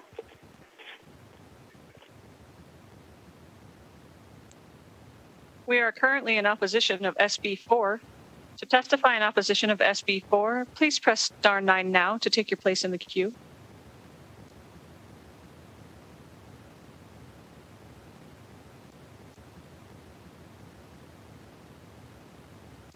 Chair, you have no more callers in opposition at this time. Thank you very much. Can we go to neutral? To testify neutral on SB 4, please press star 9 now to take your place in the queue.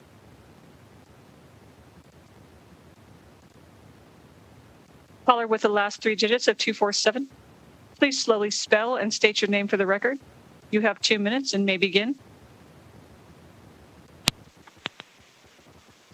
Hello, I'm Will Adler with Silver State Government Relations representing the Pyramid Lake Paiute Tribe.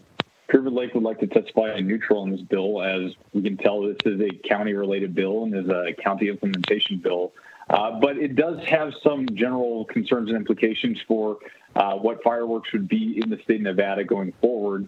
And you know, the intent is clear that this is to levy heavier fines against larger violators of firework crimes, as Senator Hansen did indicate. But the bill does seem to need maybe possibly some additional language there. But Pyramid Lake is going to testify neutral at this state because we understand the risks of fireworks and that us selling fireworks does pose a risk. And we do tend to inform those who purchase them on the reservation that there is substantial risk if they use them off the reservation or take them home with them. So we do try and participate in the safe firework practices in Nevada when possible. But we do sell a lot of them and would like to see maybe some more fleshing out the language, but understand that we are neutral on this issue as written. Thank you very much.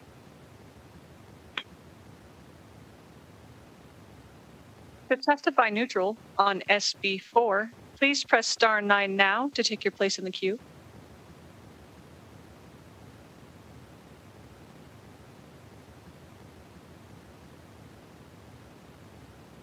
Chair, you have no more callers that are neutral at this time. Thank you very much. Ms. Jacob, do you have any final remarks before we go to the next bill? Madam Chair, no final remarks. I think you heard from the testimony today that there's conversations that are ongoing. I know you have a bill after me, so we'll just continue to work with those that testified today and bring it back to this committee. Okay. Thank you very much for hearing me today. Thank you very much. I will now close that hearing on SB 4 and we'll open the hearing on Senate Bill 57, This measure revises provisions governing the imposition of certain special assessments by the Board of County Commissioners. And when the bill presenters are ready, please join us. Thank you, Chairwoman Dondero Loop, and members of the committee. For the record, Justin Harrison, representing Clark County. I want to thank you for taking the time to hear this bill today. I know you've got a long agenda, and we'll attempt to be as timely as possible. I would like to note that Jim Anderson, Clark County Code Enforcement Administrator, is here with me today via Zoom and will be available for part of the presentation and to answer any questions. So, Madam Chair, at your pleasure, I will share my screen and a brief presentation if that's okay to get started. Please do.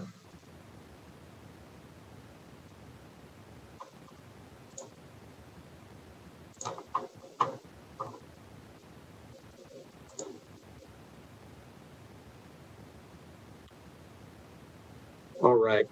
Mr. So again, Harrison, for the record. Mr. Harrison, my apologies. This is Felicia from Broadcast. We are not seeing your presentation. If you could please go to the top, hit stop sharing, and let's try that again. All right. Once you hit stop sharing, if you could just pause for just 3 seconds before sharing again.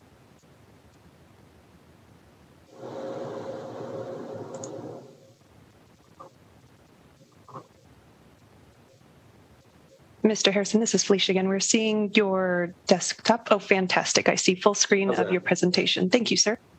Perfect. So thank you again, Madam Chair and members of the committee. For the record, Justin Harrison, Justin Harrison, representing Clark County. Again, want to thank the committee for scheduling the bill for hearing today. We prepared a short presentation to give you an overview and really a purpose for why this bill was brought forward, and to run through the changes that are considered to be made in NRS 244.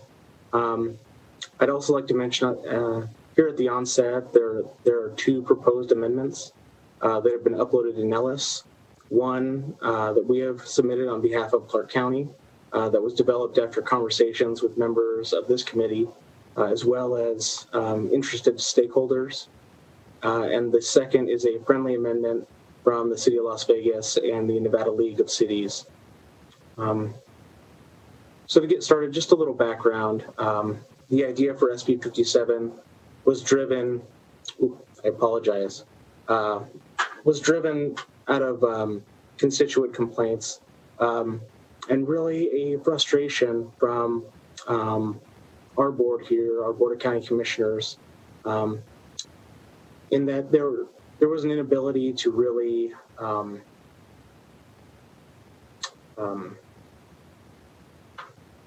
address these concerns from constituents. These complaints were about specific repeat violations of county code, and the county hasn't been able to take any further action to gain compliance with those local ordinances that have been in violation. As a brief overview, SB 57 would give permissive authority to the county to establish by ordinance for certain unpaid fines and fees for the violation of a county ordinance to be made a special assessment on the tax roll. These special assessments would then be collected through the property tax process. And Section 1 of the bill makes these changes.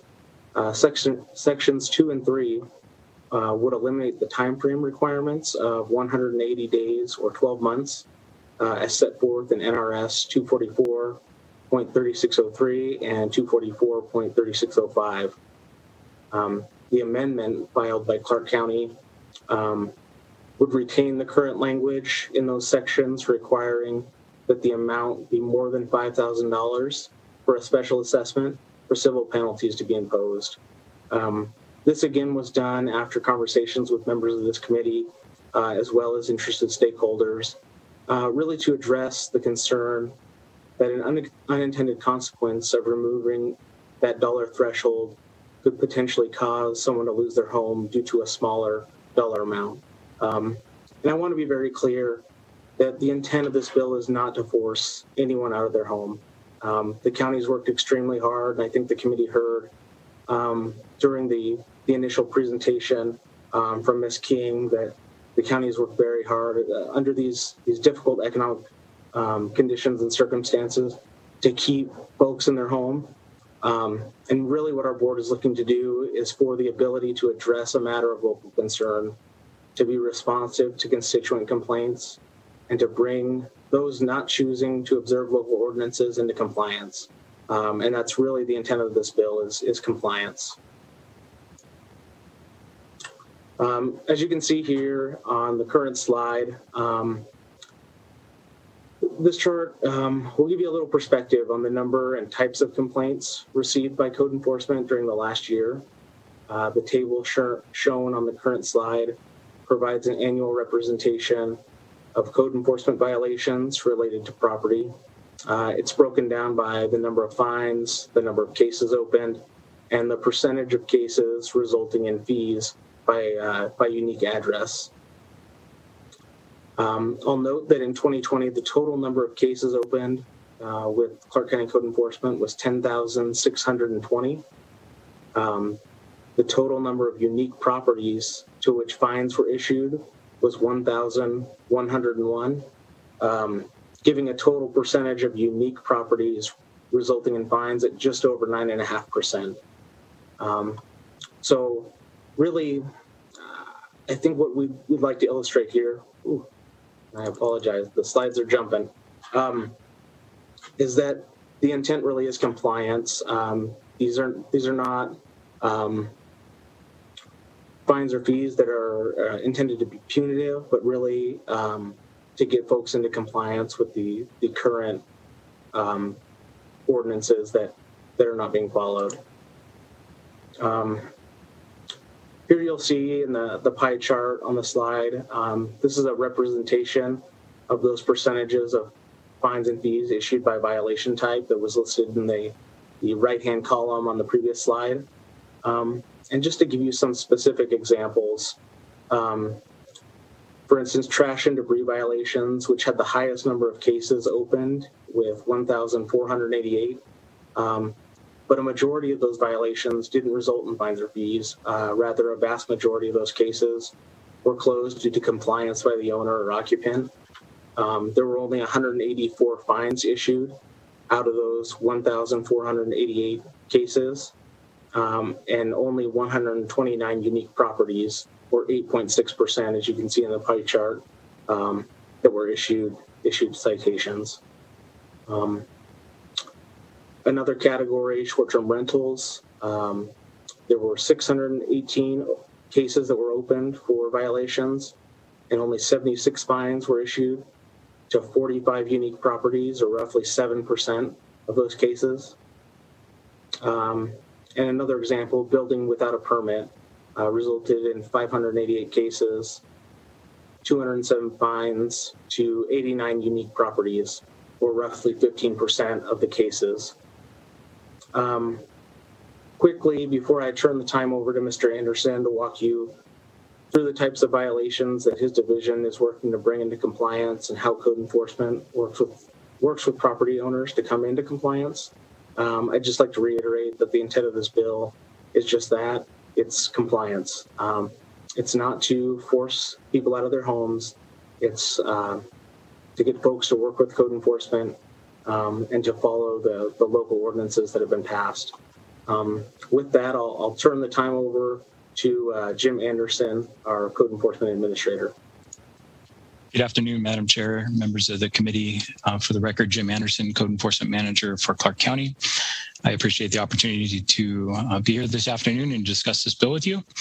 But I wanted to start out by explaining our enforcement process of a general case so you understand what we do and the steps we take and the opportunities the public have as we work with them to come into compliance.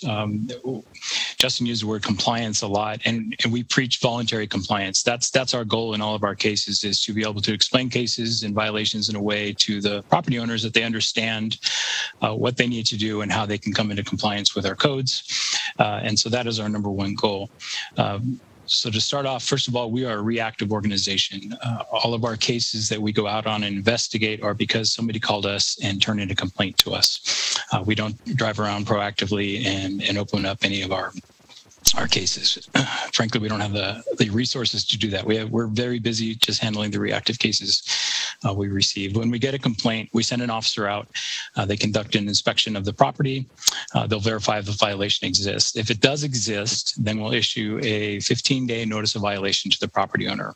We also include 3 days for mailing. So essentially it gives that property owner 18 days to look at the violation, see what they need to do, and bring the property into compliance. At the end of that time frame, we go back out to the property and we conduct a follow-up inspection to see if they've made any progress, if they're working on the violation, if it's remedied, or if they haven't done anything at all.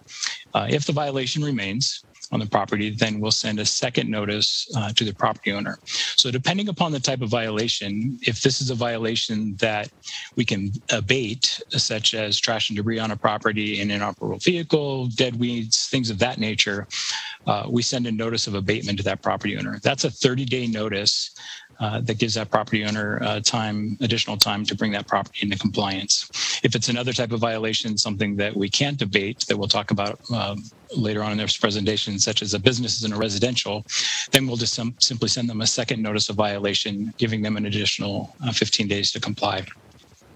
So with our notice of abatement, if somebody receives that notice, there's an opportunity for that property owner to request an administrative hearing. The beginning of their due process. If they request an administrative hearing, we have hearing officers, we conduct the hearing officer makes a determination to either uphold the violation as found or have it unfounded and the case is closed. If the violation is upheld, then that hearing officer gives that property owner additional time to bring that property into compliance.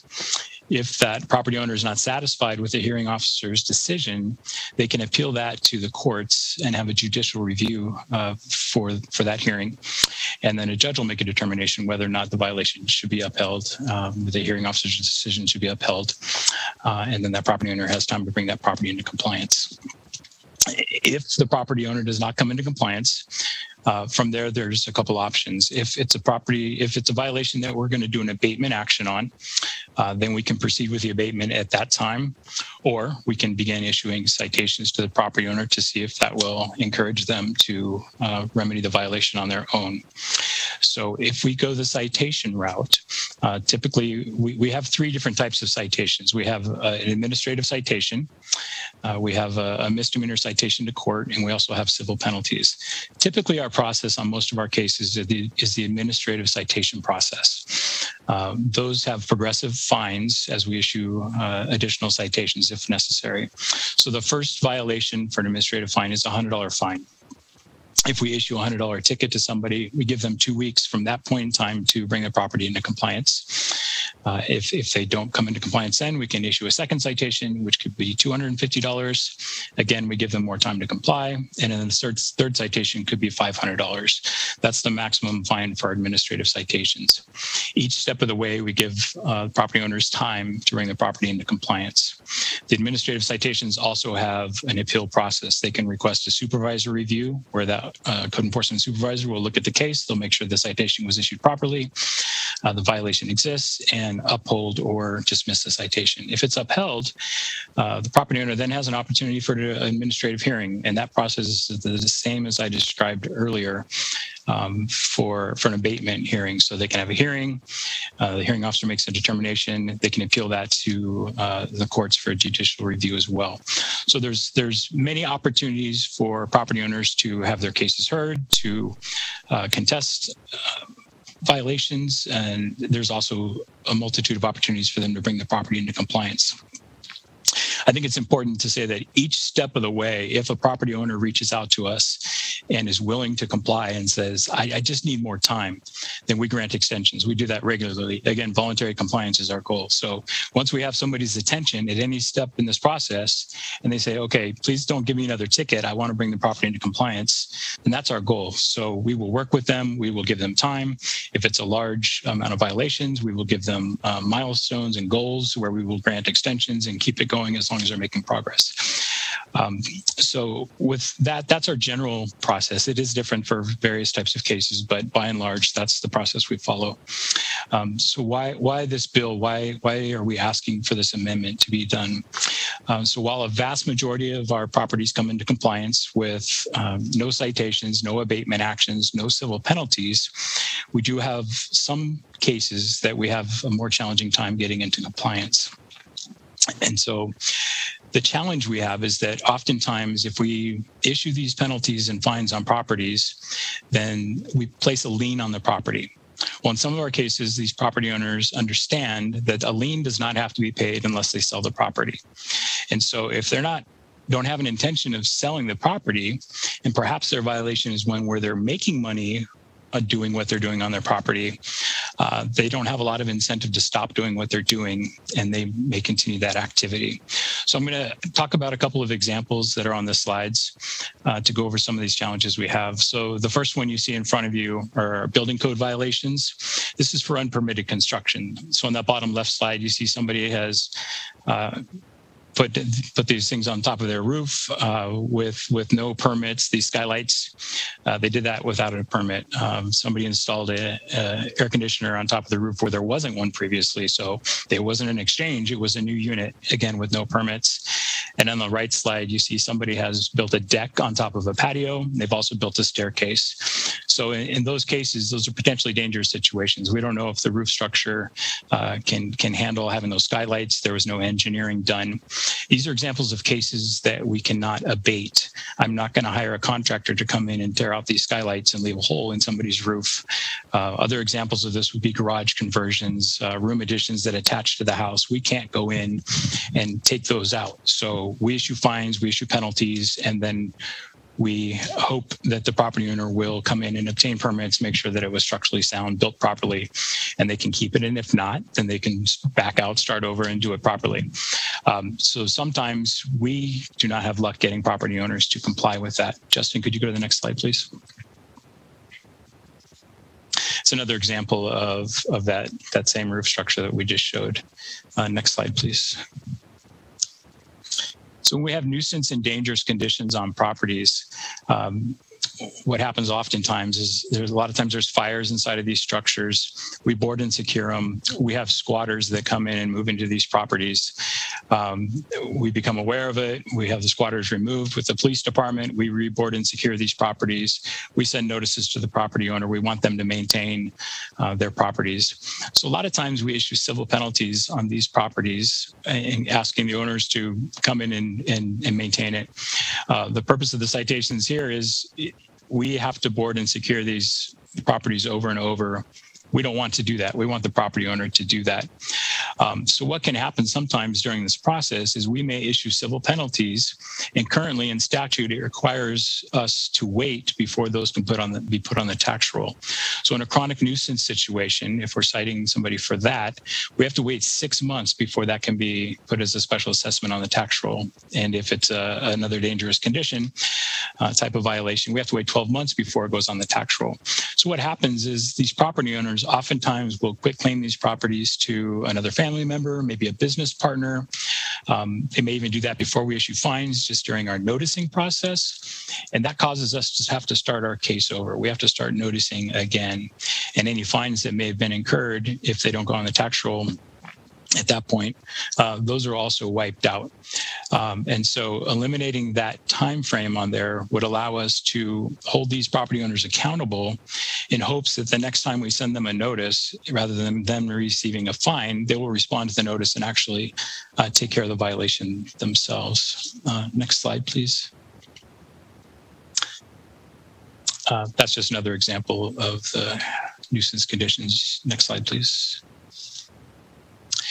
So these zoning violations, these are businesses that operate in improper zonings, and perhaps they're business types that may never be legal to operate anywhere in Clark County. So they open up their business. They don't have a proper license for the activity that they're doing.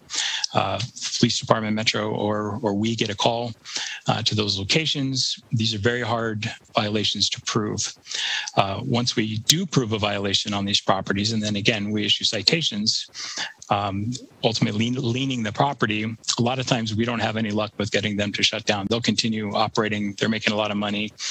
And again, it can take us weeks and months to prove a second violation on these properties. And so our remedy is, and a lot of times in these cases, is to take these property owners to court through either chronic nuisance or civil action. Well, that's a very time-consuming process, and it's very costly for the county. It ties up our legal resources. And so having the ability to do something different with fines that go on a tax roll would be a huge benefit for these types of violations. Next slide, please. Short-term rentals. It's been in the news a lot lately, especially during this pandemic when the Strip was shut down, and even before and after that. We've had an increase in violent crime that's been going on with short-term rental properties throughout the valley. This is another type of violation that is very challenging for code enforcement to prove. So having an advertisement on Airbnb alone isn't enough for us to be able to prove a violation for the purposes of issuing citations. We actually have to make contact with folks. We have to get copies of contracts to show that somebody is renting the property for less than 31 days. And so as a result of that, proving a violation, again, is hard. We put fines on the properties. These property owners in some of these cases are literally mansions. Some of our most egregious violators who could refuse to shut down, they rent these properties for over $2,000 a night. Our fines for short-term rentals are $1,000 a night. So if they do 20 rentals and maybe we're lucky enough to prove one of them, they've made a heck of a lot more money than what our fines are. And then on top of that, they're not paying the fines anyway, and they continue to operate. So those are a huge challenge for us. The bigger issue with this is that this is the type of violation that is extremely disruptive to neighbors. Again, we're a reactive agency. We get a lot of calls from the same violators on these types of violations. Some of the same constituents in these areas are calling us over and over because week in and week out, they have big party houses that are happening in their neighborhood. Folks coming in from out of town, out of state, sometimes they're local. They just say, hey, it's just one weekend, I'm having a party there. However, this house is doing that every weekend right on their streets. And so we have a lot of upset folks in these neighborhoods about these party houses that are going on. Next slide, please. So short-term rentals are not allowed anywhere in Clark County except for in a very limited circumstance. They are allowed in our H1 zoning district within the resort corridor. So anywhere outside of those handful of properties located essentially on the Strip in that zoning, they're not allowed anywhere. Next slide, please. Businesses in a residential area. So this is a case that we're still actively working on where somebody's doing auto repair under this carport in their neighborhood. We've been dealing with this case for a couple of years now. And this property owner always has different cars coming in and out. You see on that top right photo that there's no license plate on that car. That's because we run license plates and we try to track down the vehicle owners so we can try to prove that it's actually a business and that he's not just repairing his own vehicles, even though he would have to own hundreds of vehicles if this were the case. So again, it's a very difficult violation to actually prove that there's some sort of money exchange taking place for a business being operating. And when we do, then again, we place fines on these properties. So this property has about $10,000 in administrative citations on the property, which we turned into a lien, which has not dissuaded him from continuing with this activity. There's cars parked on the street as well. The neighbors are not happy that this continues to happen. And we're trying very hard to get this property into compliance. So that's an overview of the various types of cases. There's other examples as well that we deal with where we have challenges. We can't abate the violations and liens on properties simply don't work. And sometimes court processes are extremely challenging. Misdemeanor fines to get somebody to court could be a 10-week process where they might come in and get a $100 fine, maybe up to a $1,000 fine. But again, the activity continues. So as I mentioned earlier, voluntary compliance is always our goal. When that fails, we have different tools at our disposal, through the processes I just explained, and we try to use those. We always tell the officers, what's the minimum amount of pressure that we need to put on somebody to try to get them into compliance? Will our notice work? Will education work? Will $100 citation work? Will increased citations work? And so we ramp up as we go through our processes trying to get people into compliance. But when we've exhausted all of our opportunities, all of our legal remedies, and the owners still refuse to comply, that's when we need another option to help us to compel compliance. And I really believe that having the ability to place these types of fines and fees on the tax roll will help us to get some compliance on these most difficult cases. That concludes my portion. With that, Madam Chair, I'd like to turn it back over to Justin for his closing remarks. Thank you. Go ahead, please. Thanks, Jim. For the record, again, Justin Harrison with Clark County. Would just like to thank the committee and Madam Chair. Thank you again for indulging us with this time to hear Senate Bill 57. And we'll reiterate that really the intent of this bill is compliance. As Jim has gone through his process and all the work that him and his code enforcement folks do, they stress compliance with all of their cases. They're willing to work with homeowners, and that's really the goal of the county. It's not to put people out of their houses. That has come up and been addressed with stakeholders, and I think with the amendment that we put forth, we would address that concern. But please, at this time, if the committee has any questions, we'd be happy to answer any that we can. Thank you very much. Questions, Senator Hansen? Thanks, Madam Chair. Hi, Justin. Nice to see you again. The question I had on your data pie chart, was that just for the last year? The reason I ask is, as Mr. Anderson pointed out, the things were a little bit warped because of COVID. For example, your short-term rentals probably went through the roof because nobody could go downtown and rent. I'm just wondering, do you have data for several years as to the types of problems you guys are trying to address with this bill? Thank you, Senator Hansen. For the record, Justin Harrison with Clark County. Madam Chair, through you, again to Senator Hansen, yes, that was representative of calendar year 2020. I'll let Mr. Anderson answer the question on any historical data, but that is what was represented in the first chart on slide 3, as well as the pie chart on slide 4. Thank you, Madam Chair. Senator, through you to Senator Hansen. That was representative, as Justin said, last year's statistics. We do have other available. I don't have it in front of me right now. It's certainly information that we can obtain. I think it's still a fairly accurate representation of year over year, what it looks like percentage-wise for compliance. The number of cases was lower for this past year than non-pandemic cases. It was a couple thousand cases overall below what we normally get in the last couple of years. But I'm certainly able to provide any additional information you'd like. Actually, I would just out of curiosity. Now, in short-term rentals, it sounds like there are some very bad apples, the party houses you described. But I assume, how aggressive are you? You mentioned if anybody advertises on Airbnb, you guys are watching that. And if that's the case, what is your average fine for somebody that you catch on violating the short-term rental codes? Jim Anderson, for the record. Madam Chair, through you to Senator Hansen. The average fine for a short-term rental it's $1,000 per day that we can show the property was rented. So if a property was rented for 3 days by one person, that would be a $3,000 fine, which turns into a lien on the properties. We don't monitor Airbnb, Vrbo, those proactively. We receive complaints from the public, and when we do, we verify the complaints. We look at the addresses that they've sent us, the links. look at all the sites that they might be listed on. And so we do additional research. A lot of times we get complaints that aren't necessarily substantiated initially, and we'll send we have 2 different notices. We'll send a courtesy notice saying, hey, it's been expressed that potentially you're in violation of this, and if you are, you can't do this, you need to cease this activity.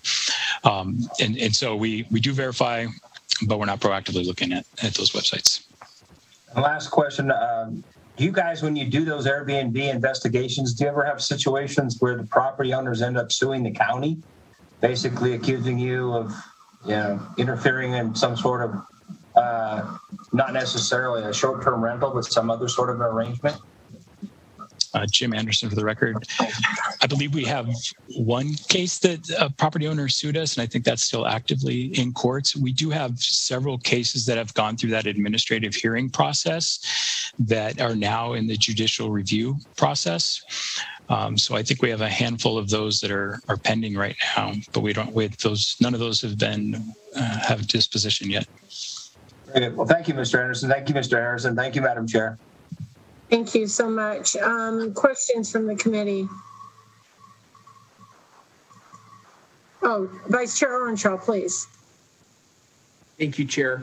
And my question either to Mr. Harrison or Chief Anderson. Let's say if the bill passes with the proposed amendments, if someone, let's say, is running a mechanic shop in their garage and they're cited, they're fined, and maybe it takes 2 or 3 times, but then they remediate it, they stop it, and they no more of the mechanic work. Those fines under the proposed amendment, are they subject to like late fees and penalties where they could grow and hit that trigger, or do they stay at the amount that they are? Let's say that they remediate the situation, but they're not able to pay the fine for some reason. Can that fine still grow with late fees and penalties, or is it just that's what it is at the time it's issued? Jim Anderson for the record, Madam Chair, through you to the Vice Chair. We don't have accruing penalties or additional fees that are coupled on to the fines that are existing. So those fines would remain in place. They would still be due and payable, and it would still be a lien on the property if it didn't meet that threshold of the $5,000 to be on the tax roll. So they'd still owe us that money, but it wouldn't be compelled to be paid on a tax bill. And it would not grow with late fees or anything like that? Correct. Thank you, Mr. Anderson. Thank you, Chair. Thank you very much. Additional questions from the committee? I can tell you this is a huge problem in my district. Many complaints, many issues, and not just in half-acre homes, right? In very compacted neighborhoods with party homes and what have you. So I appreciate what you're doing. I appreciate the invitation, the information that you gave us tonight. Anybody else have a question? If not, Senator Neal, last call. Just checking on you.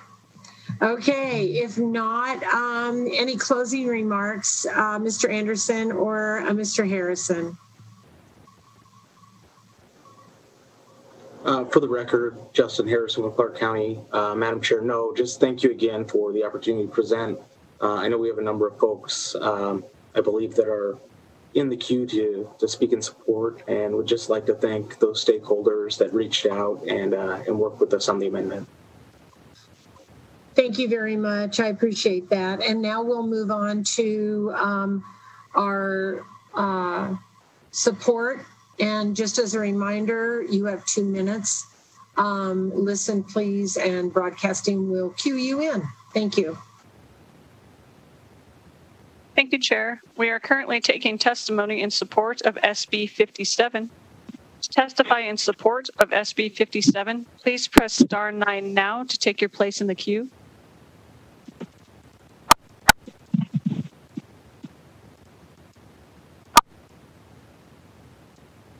With the last 3 digits of 826, please slowly spell and state your name for the record. You have 2 minutes and may begin.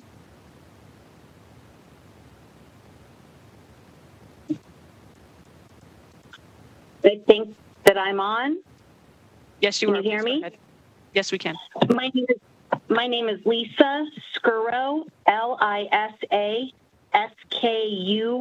SKUROW.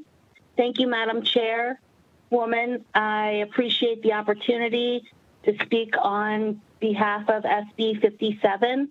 My fellow neighbors, not all could be here tonight, but on behalf of many of my neighbors, and I know that some are on this evening, I would like to thank Code Enforcement, Clark County Code Enforcement, and Commissioner Jones, my county commissioner, and Madam Chair, who you're my Senate representative in District 8, for being here for us.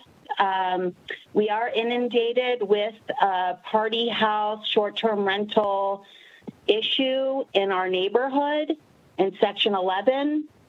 And Senator Hansen, I see by the pictures behind you, you are a family man. Please indulge me, and I will try and paint a picture for you. On several occasions, I've taken my daughter to Sunday school, driving down El Camino, which is a residential street, 25 miles an hour, and I have encountered prostitutes waiting for the pickup of either their Uber or their ride coming to pick them up, scantily clad. Also on the way to school for my 8-year-old, 9-year-old, and now my daughter's 10 and a half. I've had to explain who these people are in nice terms.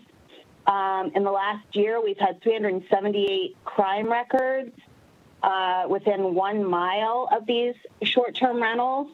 I am surrounded by the short-term rentals, many of which have been retrofitted, rebuilt, remodeled from a 4-bedroom house or a 3-bedroom house into a 12-bedroom house a week later.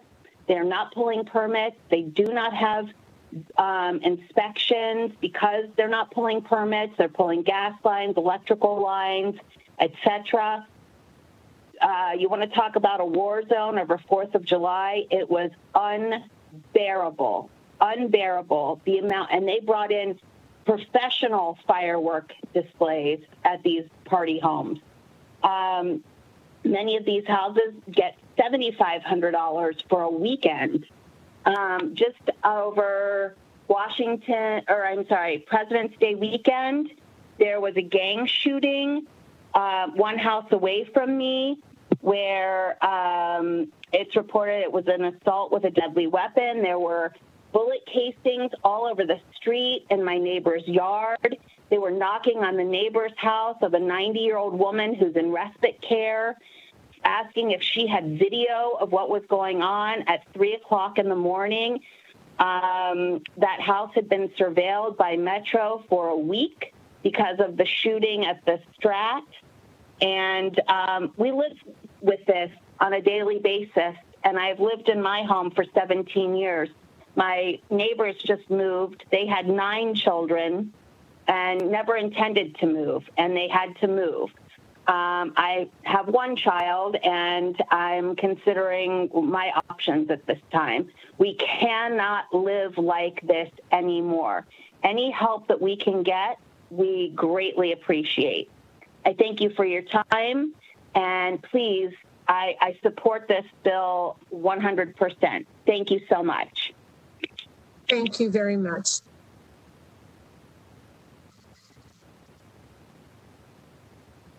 Caller with the last 3 digits of 863. Please slowly spell and state your name for the record. You have 2 minutes and may begin. Thank you, Madam Chair, members of the committee. My name is Vincent Guthreau, VINSON GUTHREAU, I serve as the Deputy Director of NACO, the Nevada Association of Counties. We are testifying today in support of SB 57. We believe the enabling language in SB 57 allowing counties to pass an ordinance to make fines related to real property, special assessments on property tax bills is an important option for counties. This legislation provides an additional mechanism to allow local governments to address chronic nuisance issues in their communities. These issues include chronic impacts to public health and safety. So on behalf of the association that represents all of Nevada's 17 counties, we support SB 57, and we thank Clark County for bringing the bill forward. Thank you very much. Caller with the last three digits of 881.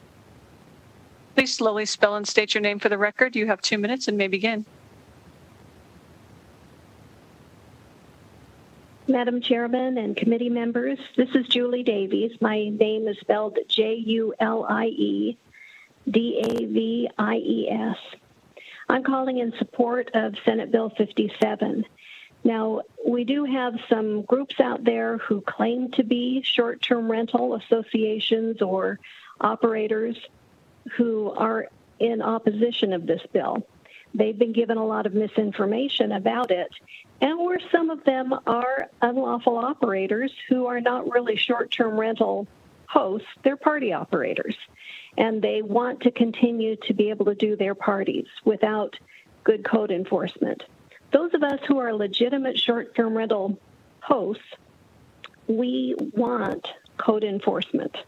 We want to be able to run a legitimate, law-abiding, neighborhood-friendly business.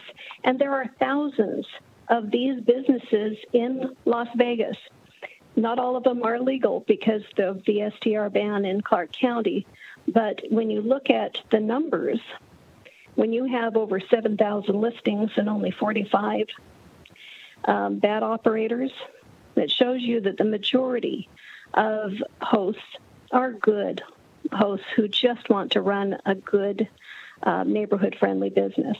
Now, the egregious offenders out there, I'm familiar with some of them. They are not deterred because they know how to perhaps get around the fines and the code enforcement. It's silly to pass a law that can't be enforced because it just penalizes those people who are trying to obey the laws and benefits those people who are egregious. Mrs. Davies, I don't mean to interrupt.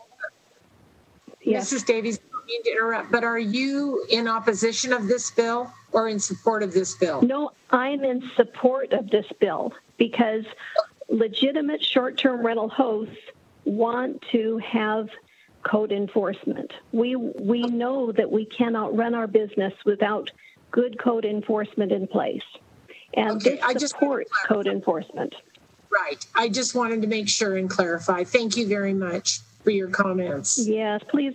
Thank you. And please know that there are good law-abiding hosts and short-term rental operators out of there. We are not the party houses. And, you know, short-term rentals exist because they are, there's consumer demand. Demand will be filled. Sure. Either by unlawful businesses or by legitimate businesses.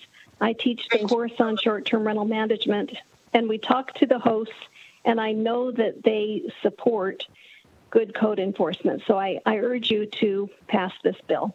Thank you. Thank you very much. Thank you.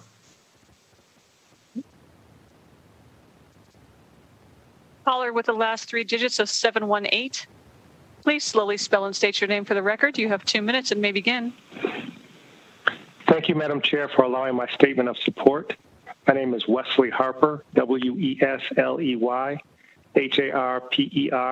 I am the Executive Director of the Nevada League of Cities and Municipalities. The League is in full support of SB 57, and we appreciate the work of Clark County to bring this bill forward and the distinguished members of the Senate Committee on Government Affairs for hearing it. The current statute treats municipalities differently than counties with respect to the recording of special assessments for civil penalties. Municipalities currently have to wait 12 months to file special assessments for civil penalties related to nuisance abatements, whereas counties can do so in 180 days. This amendment would create a consistent waiting period of 180 days for both municipalities and counties. Additionally, the practice of county treasurers is to allow the filing of special assessments during a single period each year in order to efficiently prepare the county tax rolls. So under the current statute, an implication for municipalities is that since we as municipalities must wait 12 months to file a special assessment, once a penalty is issued by a municipality, that penalty can be conceivably outstanding for close to 24 months before it's able to be added to the county tax roll. The additional implication is that the 12-month waiting period taken together with the county treasurer's annual window can lead to property ownership changes without the penalties being paid, and therefore can increase the difficulty to collect any outstanding penalties and costs associated with the property. Under the proposed legislation, nuanced cases that are remediated where civil penalties are necessary will be able to be done more efficiently and effectively, given that assessments would be closer in time to the notification. Additionally, the recovery of civil penalties allows municipalities to abate further nuances and reinvest in community and assist underserved populations. In other words, more effectively collecting these penalties allows for municipalities' nuisance abatement funding to be used for more nuisance abatement activities without requiring additional general fund budget. Again, thank you, Madam Chair, for allowing my statement of support. Thank you.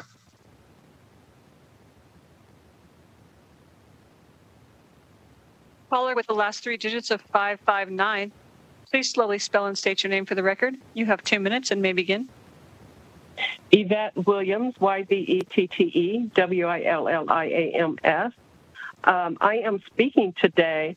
I'm also chair of the Clark County Black Caucus, but I'm not speaking in that position, nor am I representing the Spring Valley Town Advisory Board, where I serve as chair. I'm speaking as a private citizen today in support of Senate Bill 57. First, would like to thank Chairwoman Dondera Luke, who is also my representative, for hearing SB 57 today, and also a special thank you to the Clark County Commissioners for bringing this bill, for extending one of their bills to deal with this issue that is just such a chronic problem in the unincorporated Clark County. I also want to just say to Senator Neal, it's really a pleasure to see you serving in the Senate. Really excited about that. Also to Code Enforcement, Mr. Harrison and Mr. Anderson, great presentation, by the way, and to all of the neighbors that are on this call and other organizations supporting it. This has been years and years that we have been suffering, and it's just getting worse. In District 10, we're the epicenter, and Representative Narrow Loop knows this. We've had many conversations, as our neighbors have. We are in the epicenter. We're close and convenient to the Strip, and so for some reason, our neighborhood became a targeted area. We have innkeepers, illegal innkeepers operating almost in every block. Some of them where you have on one block 3 or 4 homes with one owner occupied, surrounded by all of this going on, where drones are flying in your backyard from party houses, where they're just infringing on our privacy. Where we walk out on the weekends, or especially on the weekends, but even during the week sometimes, where we're finding folks having sex in the car. You know, you walk out with your family and here they are having sex out in the car. We're finding them taking drugs, shooting up with needles. We'll find used needles on the ground, used condoms on the ground, and who gets to go pick that stuff up? We do. Sadly, we have corporations and organizations right here in our own town renting these party houses, knowing that it's illegal. And that's very, very concerning. I would love to see something added around some kind of penalty for those who actually enter into these illegal contracts to rent these parties. I also wanted to just say that there were 76 fines, 45 unique properties, and short-term rentals. But I wonder how many of those that we saw in zoning violations and building permits, illegal structures, how many of those are actually short-term rentals?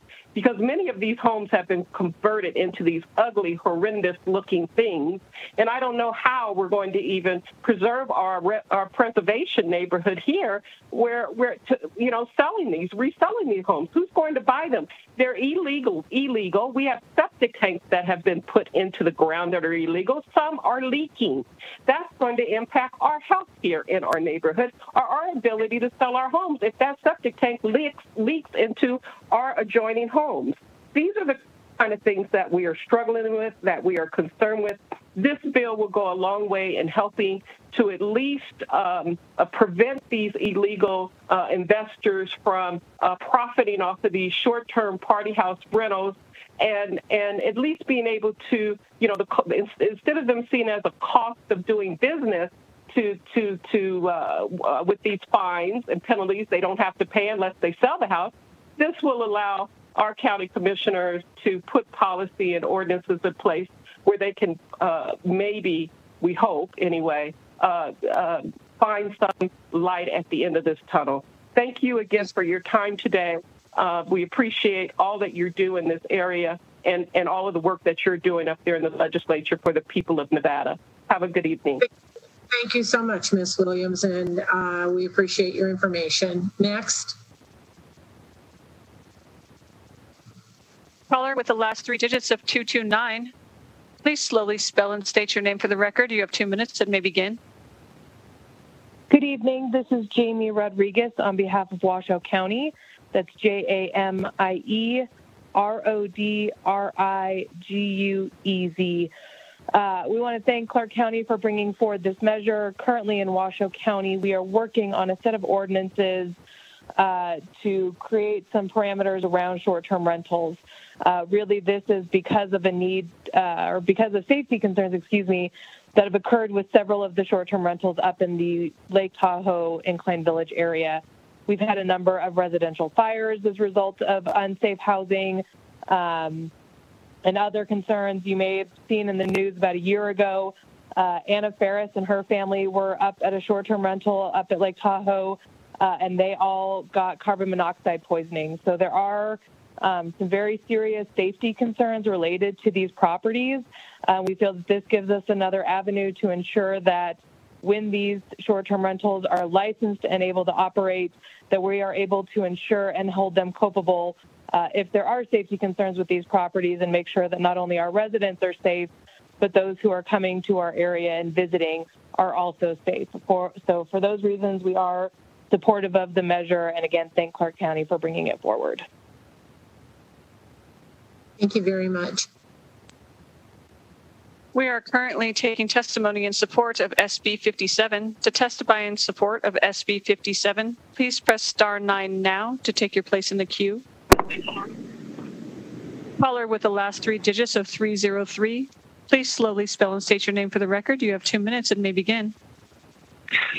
Good evening. My name is Malcolm, Malcolm, Napier, and Apier. I'm a police sergeant with the LVMPD assigned to the Spring Valley Area Command Community-Oriented Policing Team. Thank you for allowing me to speak on behalf of the LVMPD in support of Senate Bill 57. The unit I'm assigned to is a community-based problems unit, is reactive, and we work on long-term solutions to problems that cannot be solved instantly, such as service requests and conducting outreach on behalf of the. One of the more continual pressing issues that we've dealt with a lot recently is that of short-term rentals. And there's been several isolated incidents where egregious behavior has occurred repeatedly at properties. These incidents have included murders, robberies, shootings, and properties which are operating as de facto nightclubs with cover charges, bottle service, and even flamethrowers in the backyard operating as a pyrotechnic. In the instances we responded to these homes, we've dealt with the crime, we've often made arrests, but the gap in the problem is that there's little teeth left to deal with the ongoing conduct which is often taking place week after week, much to the ire of local residents. I'd like to make it clear that we do not proactively seek out short-term rentals or routinely provide enforcement related to them. The exceptions to this is when we have identified social media groups promoting properties who have a historical involvement in violent crimes such as shootings. For your information, in 2020, LVMPD responded to 1,007 calls for service at 595 unique addresses where a wide variety of complaints were made. This number is just calls for service where the keywords of Airbnb or VRBO appeared in CAD comments, so the large real number is a lot larger and does not include Henderson or North Las Vegas.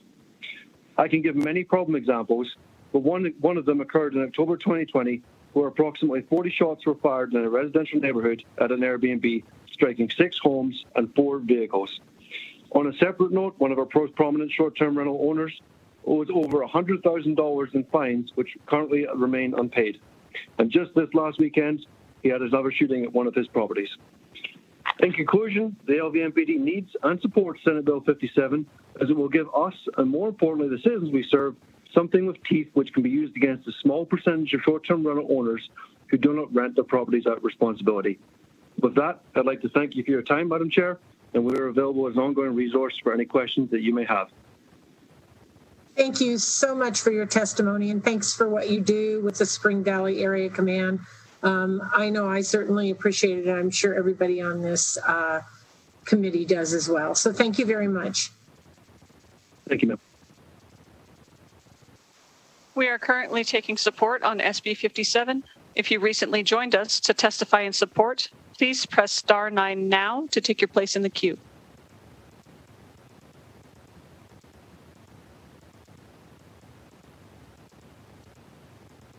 Chair, it seems you have no more callers in support at this time.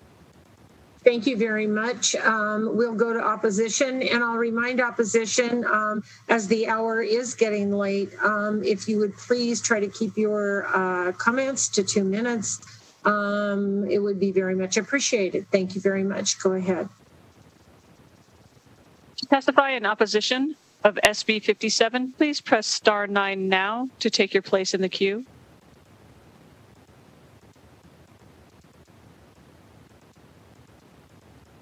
Caller with the last 3 digits of 751, please slowly spell and state your name for the record. You have 2 minutes and may begin.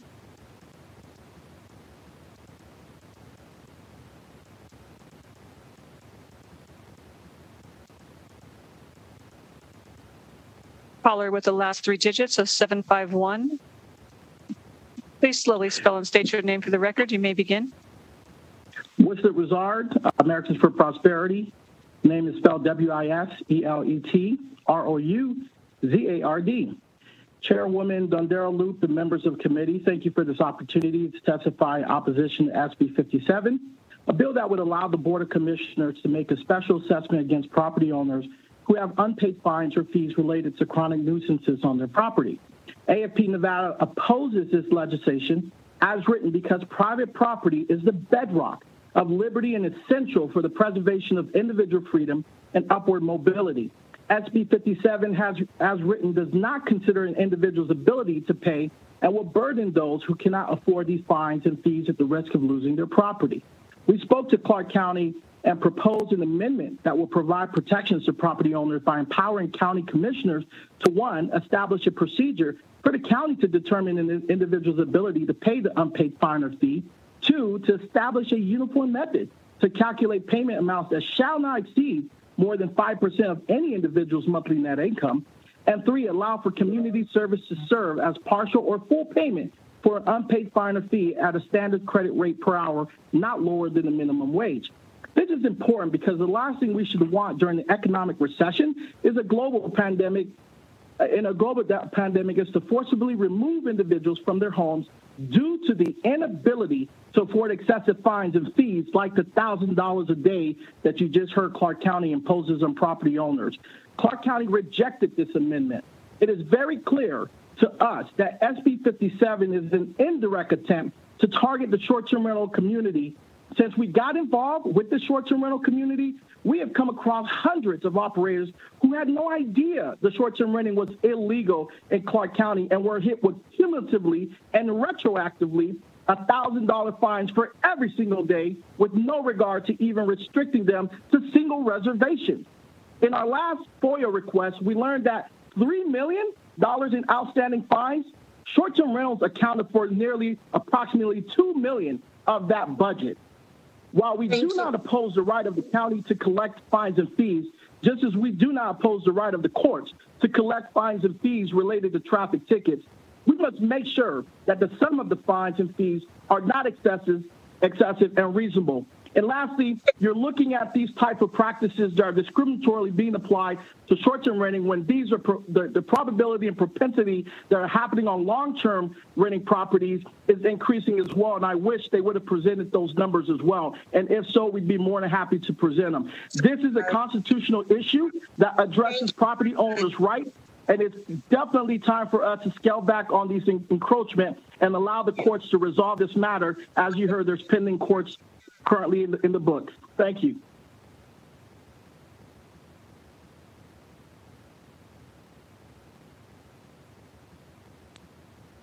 Caller with the last 3 digits of 608. Please slowly spell and state your name for the record. You have 2 minutes and may begin.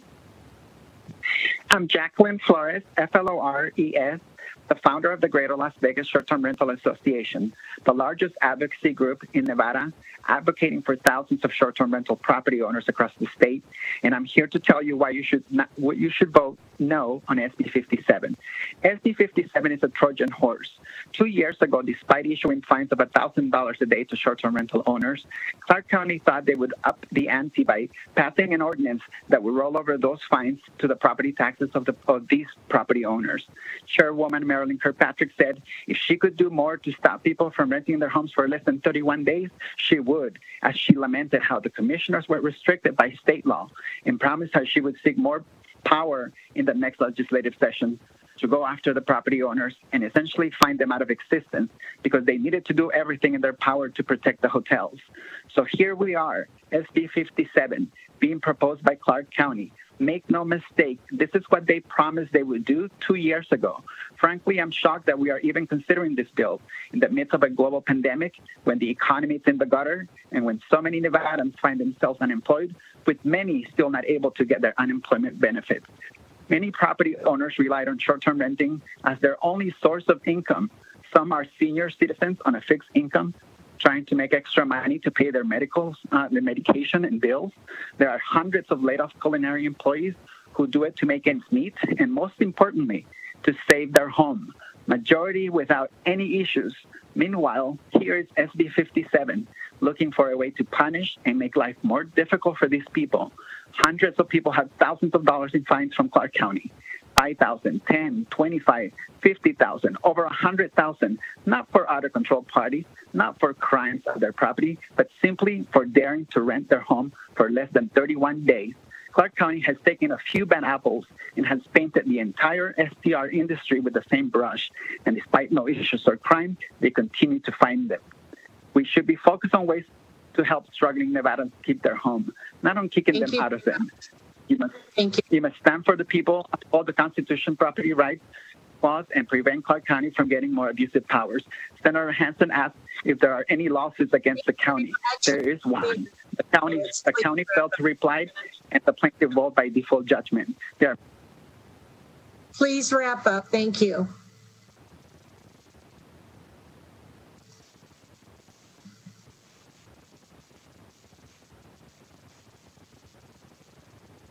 Any additional callers broadcasting?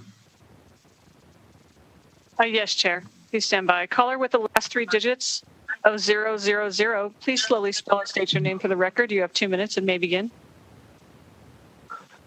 Thank you very much. My name is Edmund Euling, EDMUND, UEHLING. In presenting Senate Bill 57, Clark County is asking you, the legislatures, to hand it additional weapons to use in its war against small businesses, homeowners, and just regular people, while simultaneously pleasing the resort cartel. Clark County holds millions in code violations fines. This is totally at odds with the statistics that were given by the code enforcement officers from the beginning. As was pointed out, at least 2/3 of these fines relate to STRs. These STRs are being targeted. The county has amassed this since its draconian $1,000 per day penalties imposed 8 to 10 years ago. That bill 8 to 10 years ago is the cause of this bill today. Measured in dollars, 67% have been levied against individual homeowners who have committed the political crime of hosting visitors, but who more impeccably than most support the law's intent. I know this firsthand. I attended all the public meetings 8 to 10 years ago. The concerns then were unsightly homes, yards, and neighborhoods, which would be eliminated. Of the dozens of gross pictures shown to support these super fines, not one single picture portrayed the house of a homeowner renting to visitors. The subject never came up during all the hearings back at that time. These fines were to be the remedy for neighborhood blight, ranging from overgrown vegetation to unsightly buildings. In the years following the imposition of these new fines, Clark County twisted that law to achieve the twin purposes which I cited above, to satisfy the hotels and to get money for themselves. Not satisfied with its ill-gotten gains, Clark County now wants your help in grabbing their homes, their entire homes, not just the money. Just a little short story. My neighborhood is directly affected by 2 blighted houses vacant even before the new penalties were enacted 8 to 10 years ago. Yet I would bet that the sum total of county fines... Is up, Mr. Ewing? Thank you very much.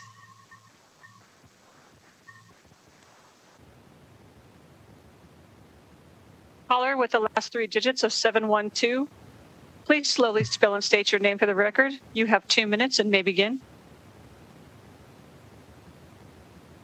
Good evening. This is Janice Pegram Lewis, Janice. Last name is Pegram, Pegram, and I'm opposing Bill 57, primarily because I really didn't get an idea of why the 180 days, why not 90 days, or why not 60 days. I also oppose because of the $5,000 threshold that has been eliminated. Why should a threshold not be listed there? I think that those are some of my concerns. As a homeowner who is relatively new to the Las Vegas area, I purchased my home and was blindsided by a large expense of having to replace my entire roof. And I believe short-term rentals can assist with remediating those issues. I think homeowners everyone is not a bad apple. Everyone is not trying to have party houses and large venues that can upset. I don't even want to live next door to someone who has unsightly. It's just like having a boat in the front yard of a neighbor or a dog barking next door. I think that some of these the fines and the thresholds, it should be based on the situations, and those situations need to be thoroughly evaluated based on the charts and the statistics that has been provided. It should be totally evaluated, and I think that it should be specific to those situations. So thank you in that regard, I oppose Bill 57. Thank you. Thank you. Next caller.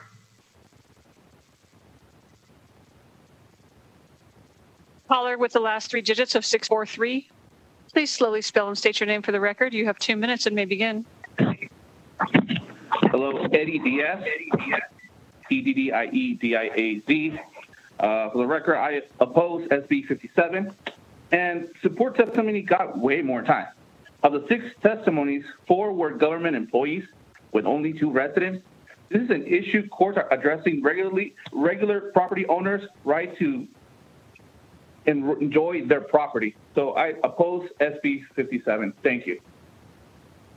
Thank you.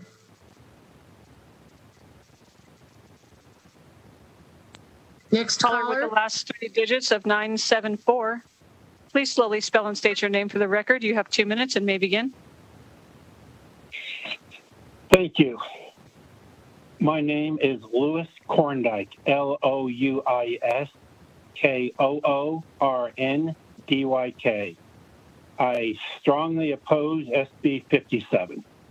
A couple of years ago, my parents reached the age where they began having health issues and they were no longer able to take care of themselves. I put them in assisted living so they could receive the care they needed and deserved.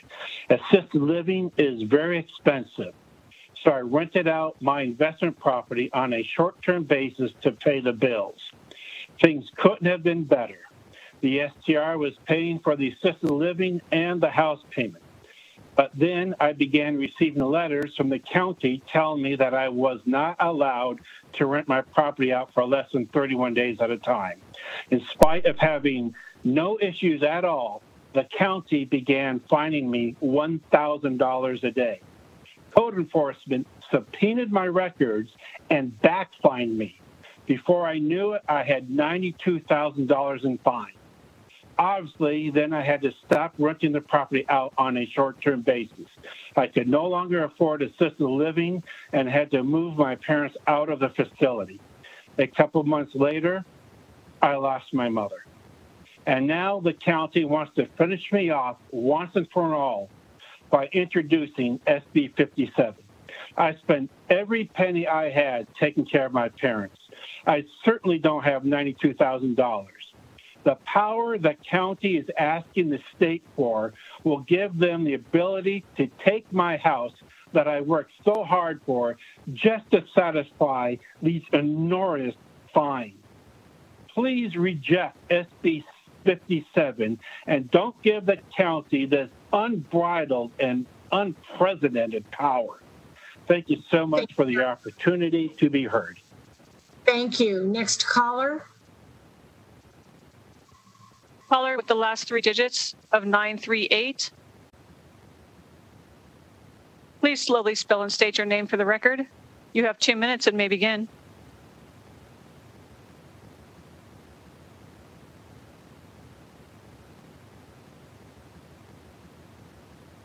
Caller with the last 3 digits of 938. Please press *6 to unmute yourself. Please slowly spell and state your name for the record. You have 2 minutes and may begin.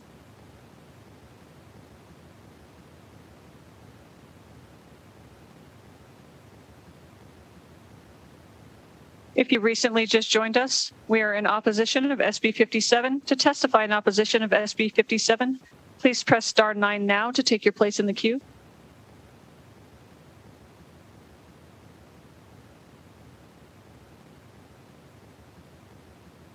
Chair, you have no more callers in opposition at this time. Thank you very much. We'll go to neutral. Thank you, Chair. To testify neutral in SB 57, please press *9 now to take your place in the queue.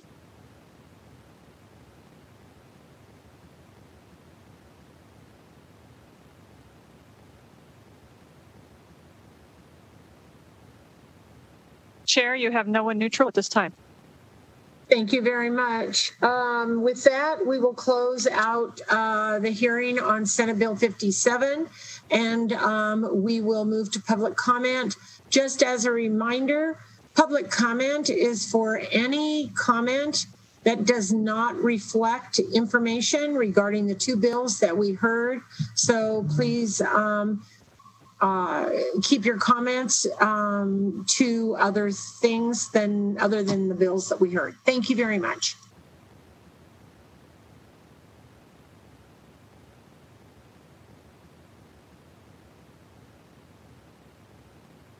To testify in public comment, please press *9 now to take your place in the queue.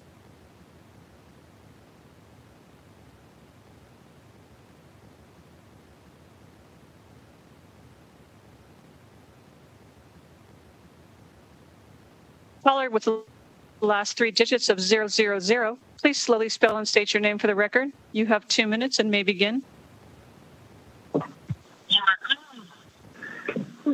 Yes, my name is Edmund Euling, EDMUND, UEHLING. I just wanted to make a comment about the procedure. A number of the speakers in favor of the ordinance were allowed to go on very lengthy, whereas at least 3 of the speakers against it were cut off at the end. It would help if the chairperson could be treat issues more equally.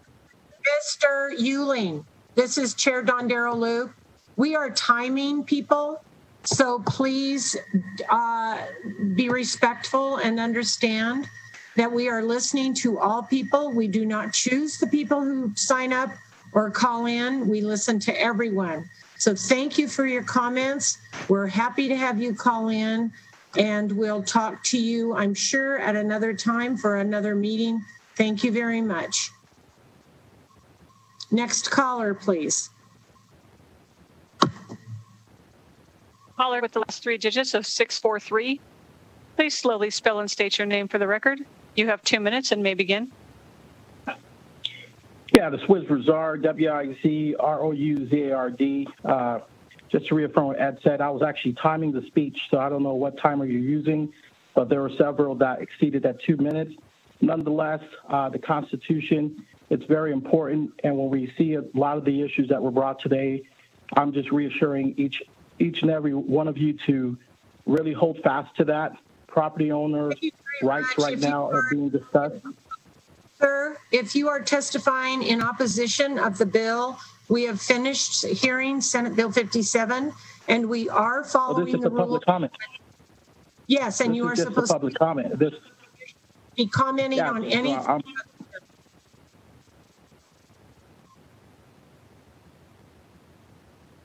This public comment is for any public comment other than Senate Bill 4 or Senate Bill 57. Thank you very much.